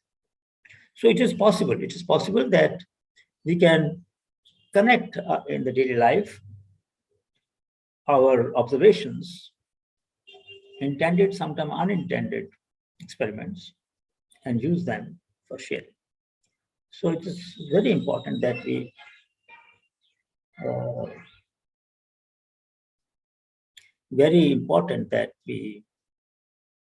try to see how these motivations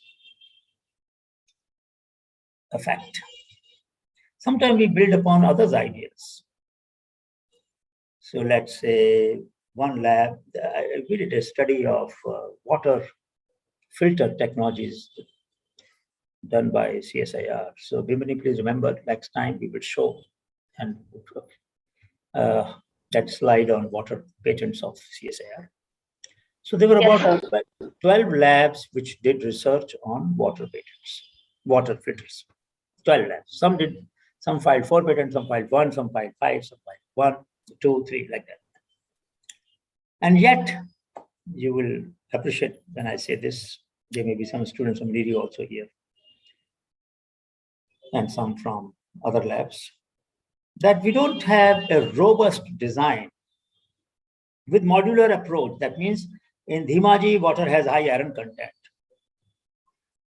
In some place, it is arsenic content. In Bhavnagar, it is fluoride content. So in different regions, we have different kinds of problems with our water quality.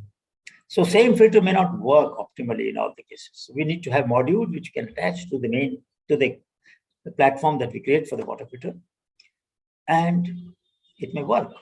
Now, different labs may have worked for different impurities or different kinds of filters. Can we put it together? Can we synthesize it? Can some of you do that? And take up a small experiment even after the course. Maybe you can take a month extra in the month of December. In 1 month, put these solutions together and generate a robust water filtering technology with some modules. And affordable, either in a DIY solution, do-it-yourself solution, or it could be licensable at very low cost to small entrepreneurs, whichever way you want. I leave it to you. Sometimes motivations are incentives, monetary incentives, non-monetary incentives, recognition, awards. So in every single case where you do something which is translatable, we always talk about translational research, anything which can be translated to the realities. Minimum I will do is send you a book of mine, Grassroots Innovation, Mind on the Margin or Not Marginal Mind, an autographed book I'll send you as a gift. That is the minimum I can do, but I can do more if you will suggest. But I'm sure the rewards that are intrinsic from within are more valuable than the reward from outside. If you feel good about yourself, that is the real reward. Nobody can give you that reward, only you can give to yourself. And that is the one which will last longer. External rewards lose their value after some time. Recognition and award, you forget about that. But when you feel good about yourself, that motivates you like nothing else can to take up more challenges, more self-propelled. It becomes self-propelled engine. So this is the first. Any comment on that before we move forward? Anything that you think which must also be mentioned here, either intrinsic or extrinsic? Any one of you?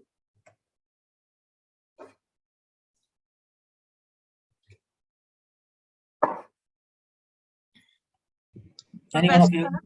Yeah, go ahead. To what you had said, yeah, we will be happy to test them on field at our cost or at our cost if no external funding is available. All right. So I'm happy that Anamika, who's also, apart from me, well, she's also the CEO of Dhyan.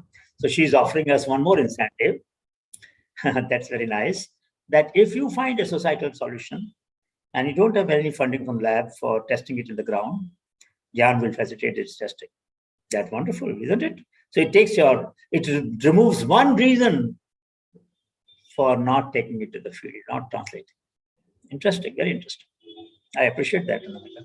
That could help many of our dear friends in the class to really soil their hands, so to say, and get solution tested by the potential users and get some feedback from them. Maybe it will work in the first go itself. Maybe it will need some improvement. They'll come back to the lab and try to improve it further. But water is just one example. You could take up any other problem. There are so many problems need to be solved. Recently, one idea that we appreciated in our Ignited Mind, called Dr. APJ Abdul Kalam Ignited Mind Children Creativity and Innovation Award. I think we appreciated it, though there are solutions available abroad. But I don't know any wearable device in our country by which you can find out when your body is dehydrated and you should drink water. Is there any such device in India? Anyone knows? Does anybody know? Speak on.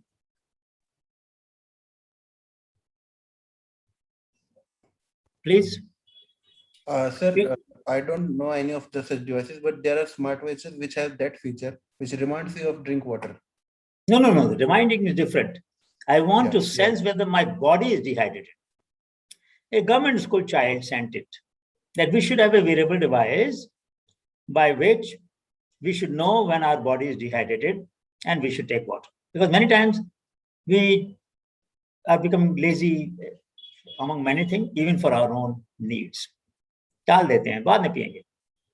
Many of us know that we don't drink enough water. Half the problem of our health can be solved by drinking enough water. Some people believe that. I'm good that Piyush is drinking some water now. So now the question is, yes, there are solutions abroad. And the jury did not give her award because there were solutions abroad. I said, but we need in our country. Is there an affordable solution available in our country?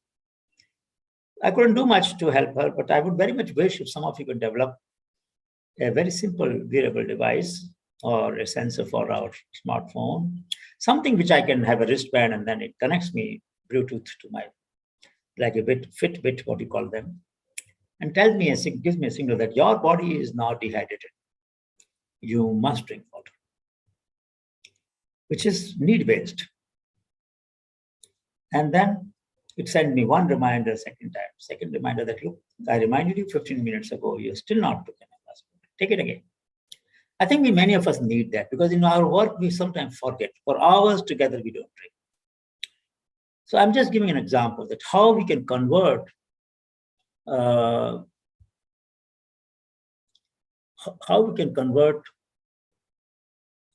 a disabled. Anamika, can you sharing be enabled because you have become host now and you have disabled. Please. Which one, Professor?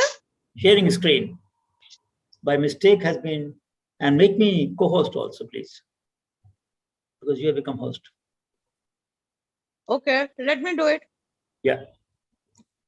So now I can't share. So it's very important that we recognize such pressures either from outside or. Yeah, it is okay now. It's okay now. It's very important. Any other thing that you want to mention here, please? Any other factor that you think is missed here? Any one of you? Before I go to the next slide. We have 20 minutes still, so I'll try to rush through the remaining. Okay, let us go to the next one. So there is a trigger, and trigger leads to some. Trigger could be institutional, could be natural. A drought could trigger, flood could trigger.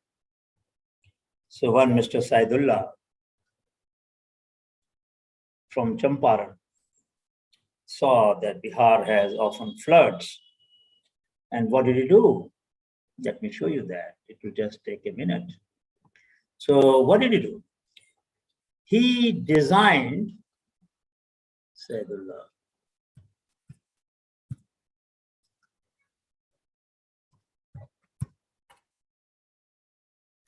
Yeah, so I'll show you this video and let me just see.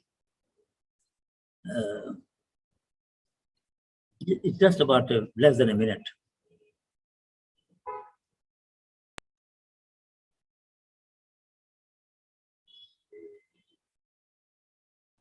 Can you hear the sound? It's not playing. Huh? Can you hear the sound? Yeah, you can hear. नाव का इंतजार मुझे गवारा न था मुझे मेरे प्यार से मिलना ही था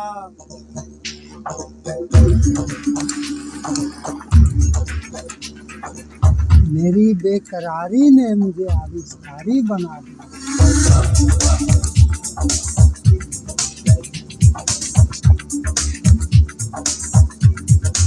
पर प्यार को भी आविष्कार का सहारा लेना ही पड़ता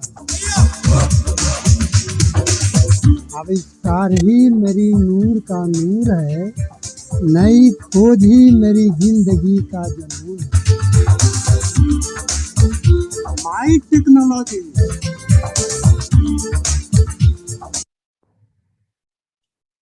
So this shows you how a trigger led to, have I switched off? We can see your email. No. What happened? To stop sharing first. Okay, is it all right now? No, I can still see your Diagram? no. Your email box. Okay, let me share it again. All right, yeah. So, the trigger was a disaster or a crisis or a fluctuation, a natural phenomena, flood, and that led to a beautiful solution, amphibious cycle. But the tragedy is, of course, that public policy support, institutional support didn't come, so it did not diffuse. Way back in 70s, he developed it. We recognized him in 2001 or 2 with the Presidential Award, and he gave him Lifetime Achievement Award. But these awards meant nothing when it came to diffusing the innovation because the other stakeholders did not pay attention to this innovation. That's the unfortunate part. It's our failure. It's our failure as the leaders of the ecosystem of innovation for grassroots that we could not find sufficient avenues for this innovation. But so far he was concerned, he did something very marvelous. In fact, once he said, मैं हिंदी में बोलूंगा फिर अंग्रेजी में, अगर मेरा सामान है सही तो मैं क्यों रहा वहीं का वहीं? If my innovation is good, why didn't my life change? And that is a sad commentary on all of us, I myself included, that we could not bring about as much impact of it as we should have or as we could have, provided the state government or other institutions, or private sector could have supported. So sometimes there are triggers good enough for solving a problem, but we also need support for diffusing the problem. We will come to that. Technological need gap can be identified by serendipity, by chance. So you know how Dunlop found the rubber. He came to his lab in the morning and found that some petri dishes, which he had kept in the sink for cleaning, were stuck to each other. And he was looking for such a material which will be elastic. And then he went back to his experiments of the last day and he saw that, repeated them, and he found one particular solution which gave rise to synthetic rubber. And then the rest is history. So by chance, I mean, his experiments were not leading him anywhere, but when he kept them for some time and came next morning, he could work backwards and find out. So some by chance you could discover. Sometimes there is a lack of fit between what you have done and what you want to do, and the solution comes in. Sometime, and I'm going to give a very precise example, sometime we learn to live with a problem. How many of you have seen a threader for a needle? You know where to put thread in the needle for stitching or for repairing our clothes? Ashish has seen. Anybody else has seen a threader? It's a simple wire arrangement, Akanksha. Anybody else? We have discussed this last time. Okay, thank you. Then I don't have to repeat it. But the point is that there are many such simple examples which we sometimes don't care to generalize, and therefore that becomes a reason for our inefficiency. So let's go to the next stage. Let me just let's go to the next. Now comes initiative. Initiative is very, very critical. Initiative can be because of the initiative to experiment, could be because I have domain knowledge, or I can acquire knowledge. I don't know, but I talk to my seniors, talk to my friend, talk to my lab attendants, talk to my neighbor, talk to my juniors sometime who are more savvy with technology, let us say certain kind of technologies, and they have better idea. And that leads to experimentation. So I'll give you a small example. We had pooled the content for class 1 to 12, all topics, all subjects, all topics. This was an exercise that I had given to my students for Shobhyatra course. And I told them that if they didn't do it, I wouldn't take them to the Himalaya. So there's a course also at IMA, apart from the 2 normal Shodhyatra that we have. So in 2018, I developed this matrix in 2012 with the help of a student, Gaurav, who had given a CBSE content and put them 2 spreadsheets. So for example, for English, class 1 to 12, all topics, or class 6, all subjects, all topics, 2 kinds of spreadsheets. And we got the content pulled. Then I asked my class that, look, we are going to go to Shodhyatra, and most villages in our Shodhyatra route will not have computers. And most people may not have a smartphone. How do I deliver the content to these children? Teacher may have a smartphone, but that's it. Then one student said in the class, don't you know about OTG cable? I said, I don't know what is OTG cable. Sir, this has a micro USB on one side and USB on the other side. So if you have content on a pen drive, give this cable along with it to the teacher. Teacher can connect it from the USB and show the content to the class. That was a good solution. I didn't know that. A student in the class taught me. But why not?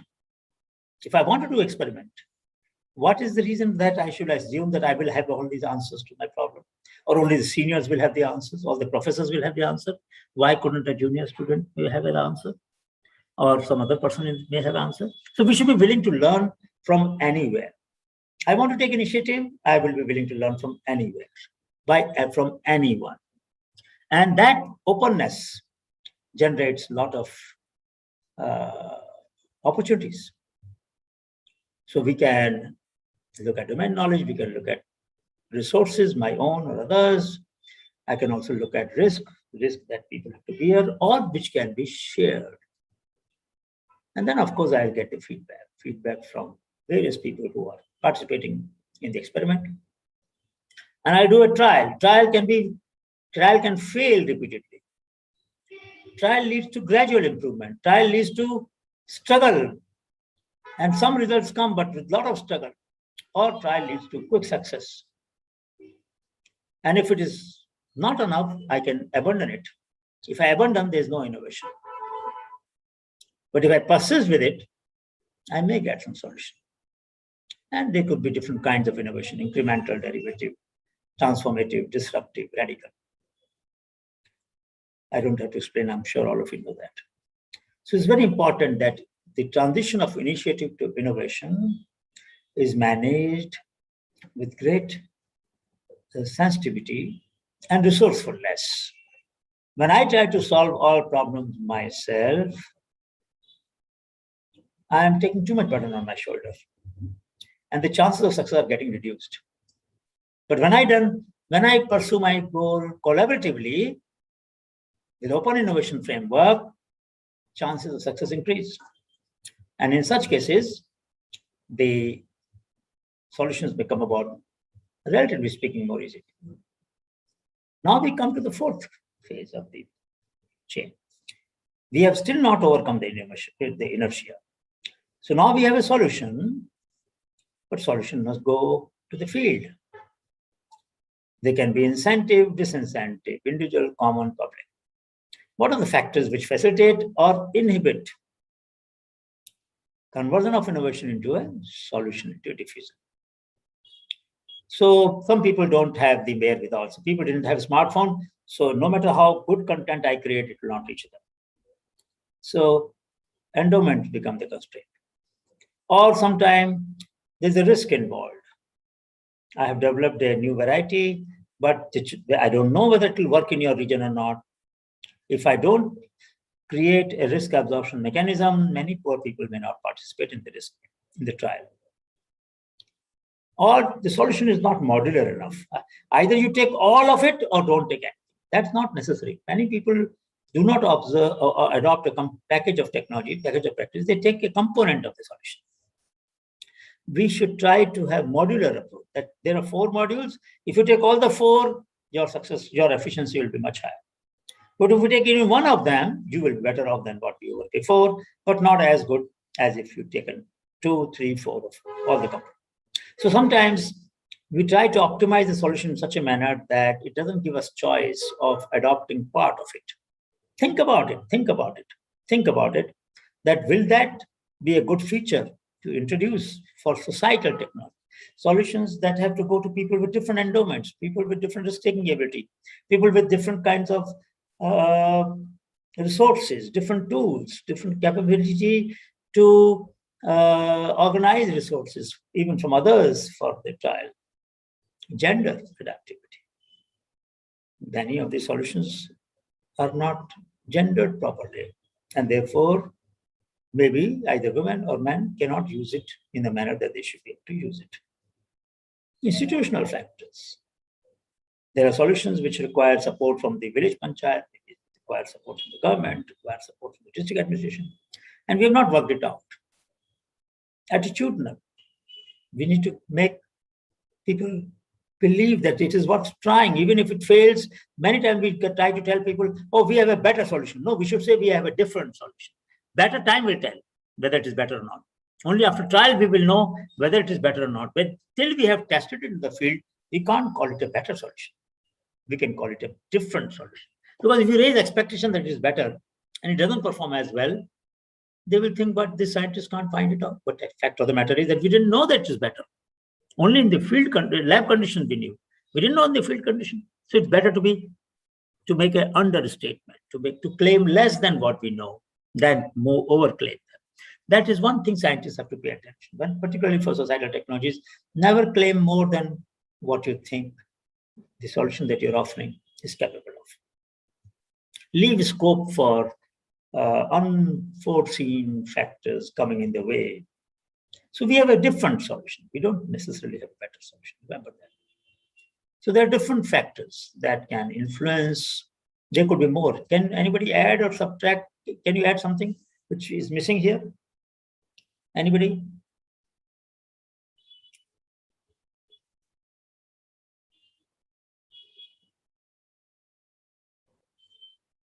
From your experience in the lab, those of you who are senior enough or have heard from seniors, what are the problems that come in the way, which are not mentioned here? I know some. I've told DG about it. But can you tell me what the problems are? Any one of you?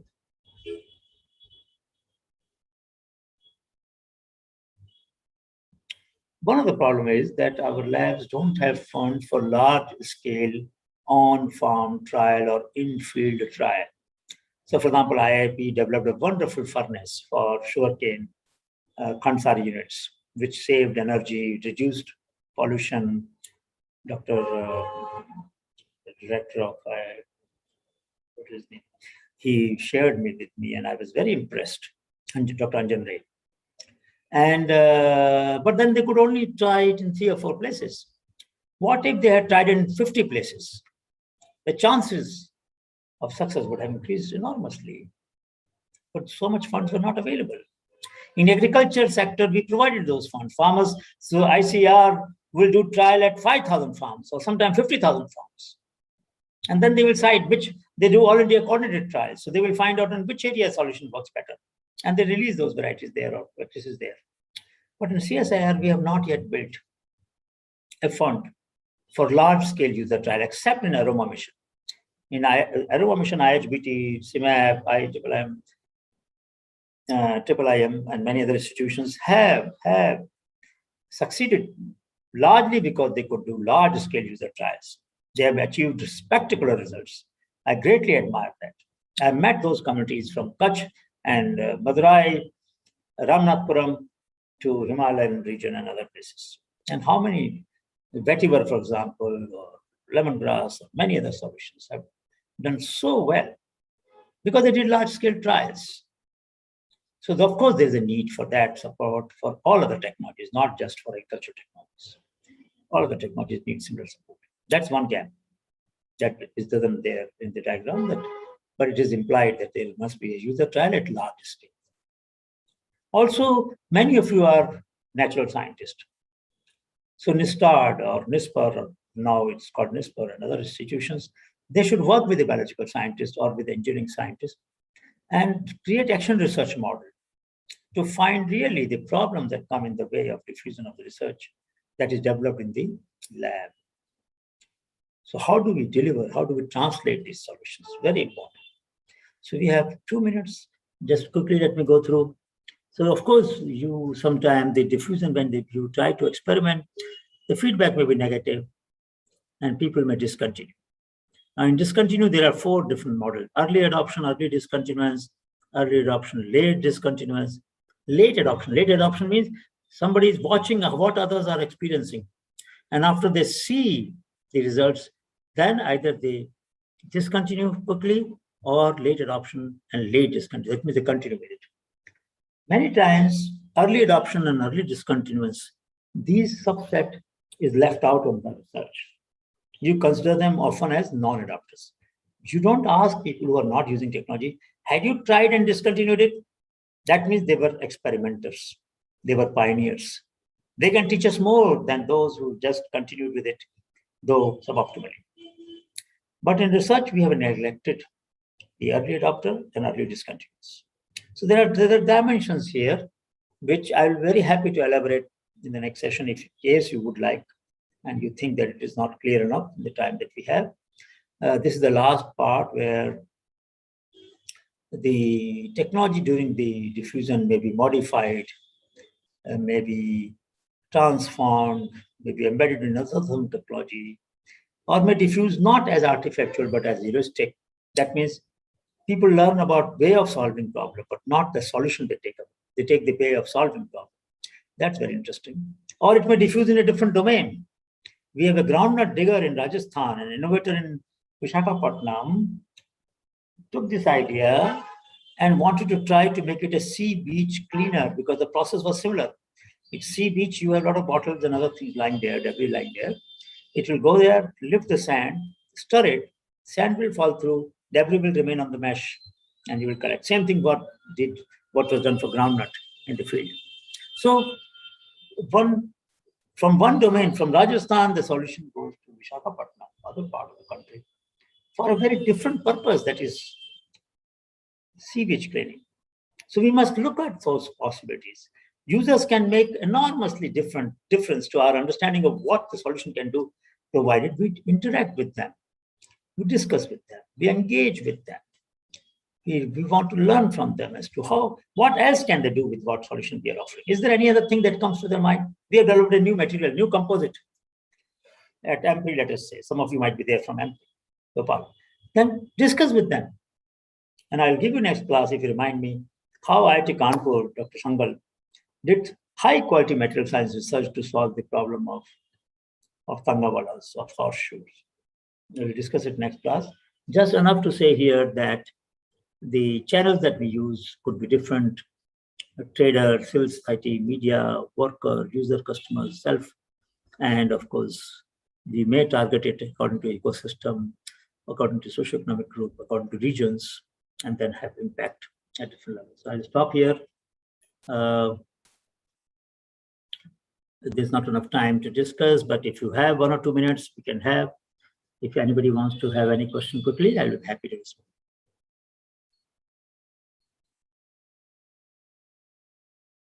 Anybody? Yes, please go ahead, Atharva. Oh, he's got. Any question, anybody? Next, we are going to, I think Bimini has shared a spreadsheet for the unmet need. Have you? Or Ashwini, can you share? Sir, I will send the link, sir. I will send the to link. everybody. Send the link. What is the best way to encourage kids? Oh, well, yes, the link of share the link of the book also again. Bimini, can you put it in the chat? Some people have missed the chat. Yes, sir. Yes, sir. Just a minute. Just put it in the chat.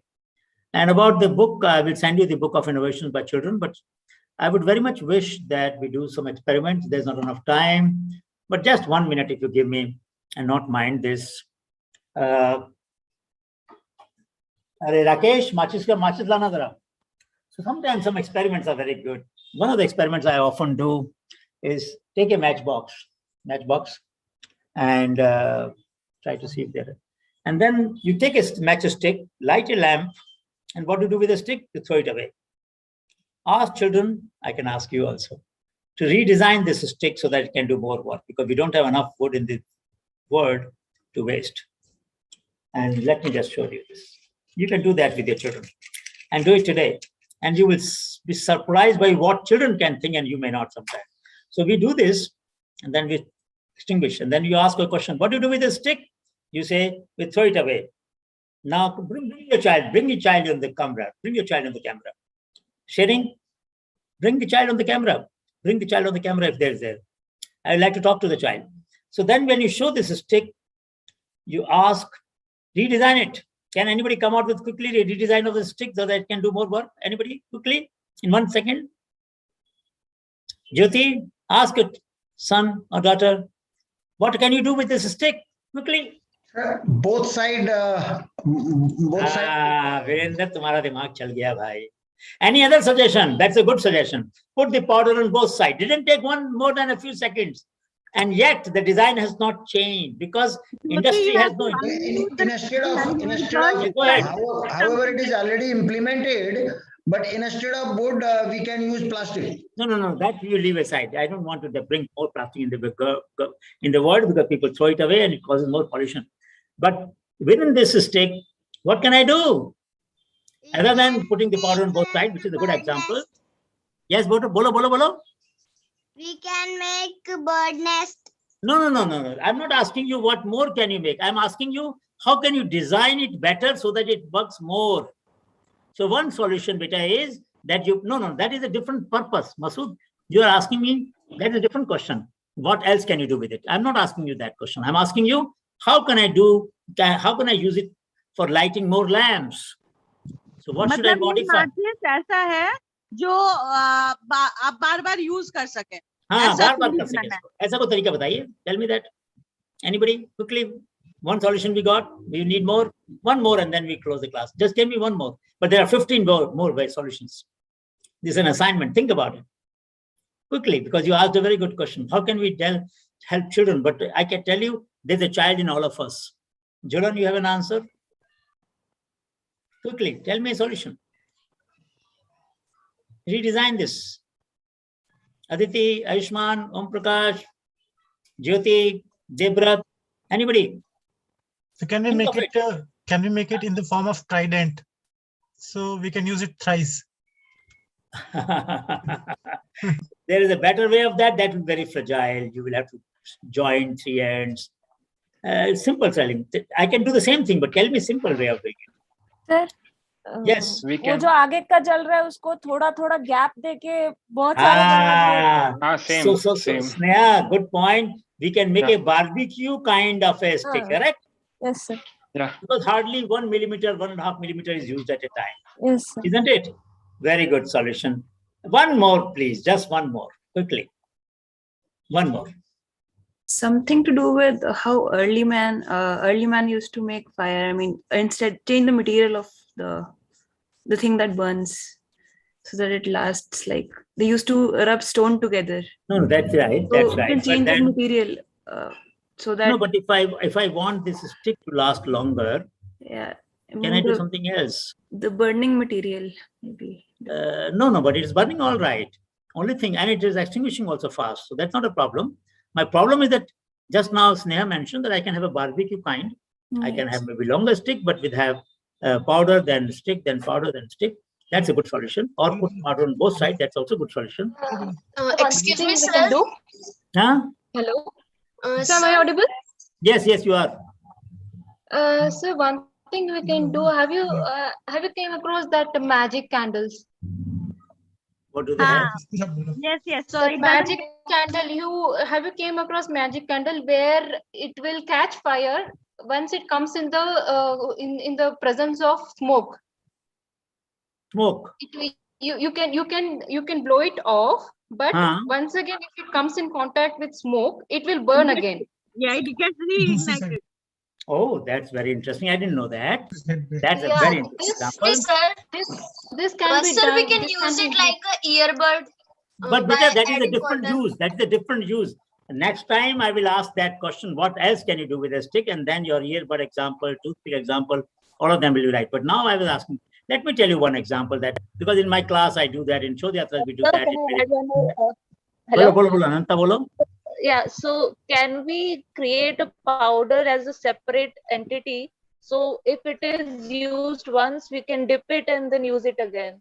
Yes. So like a nail polish, you have dip and dry, isn't it? Nail polish dries very quickly. So Ananta, what you are saying is we have a bottle where we have the liquid phosphorus or whatever material that we need. We dip it, dry it, light it, again dip it, dry it, light it. Great. I'm so happy. This is the solution I was waiting for. So thank you. Congratulations to all of you. You are very good inventors. All of you are innovators potentially. And I have proved it in front of you, including the children that were looking at the class. And I invite them next time I'll do another exercise to prove that sometimes we can learn from children better than what we can learn from our peers, because children are quick to come out with different uses, and they were coming out with different uses. Thank you so much. See you. Yes, please. Yes, go ahead. Go ahead. Instead of Google Sheet, can we share Google Form? Yes, you're right. You told me last time. Bimini, we have to circulate the Google form for the unmet need. So please change it. We can do it tomorrow then. Huh? Okay, sir, give me some time. I'll make a new form and send it tomorrow. So make it a form where, based on the similar format that we used last time, name of the student, the reference number, name of the student, their background, their institution, which year they are in, and then which sector they have chosen the problem from, what problem are they solving, and the unmet need that they have identified, or just unmet need. That would be enough. So if that kind of a form will be circulating all of you, kindly try to fill it up before the next class so that we can discuss in the class some of those unmet needs, which are surprising to me at least, and which I find that all of us will learn from. Thank you so much. Have a great weekend. And thank you all the kids who are around, and you will have something to talk to. I'll have something to talk to you next time. Remind me, and we will all like to learn together. Thank you so much. Bye-bye. Good night. Thank you, sir. Thank you, sir.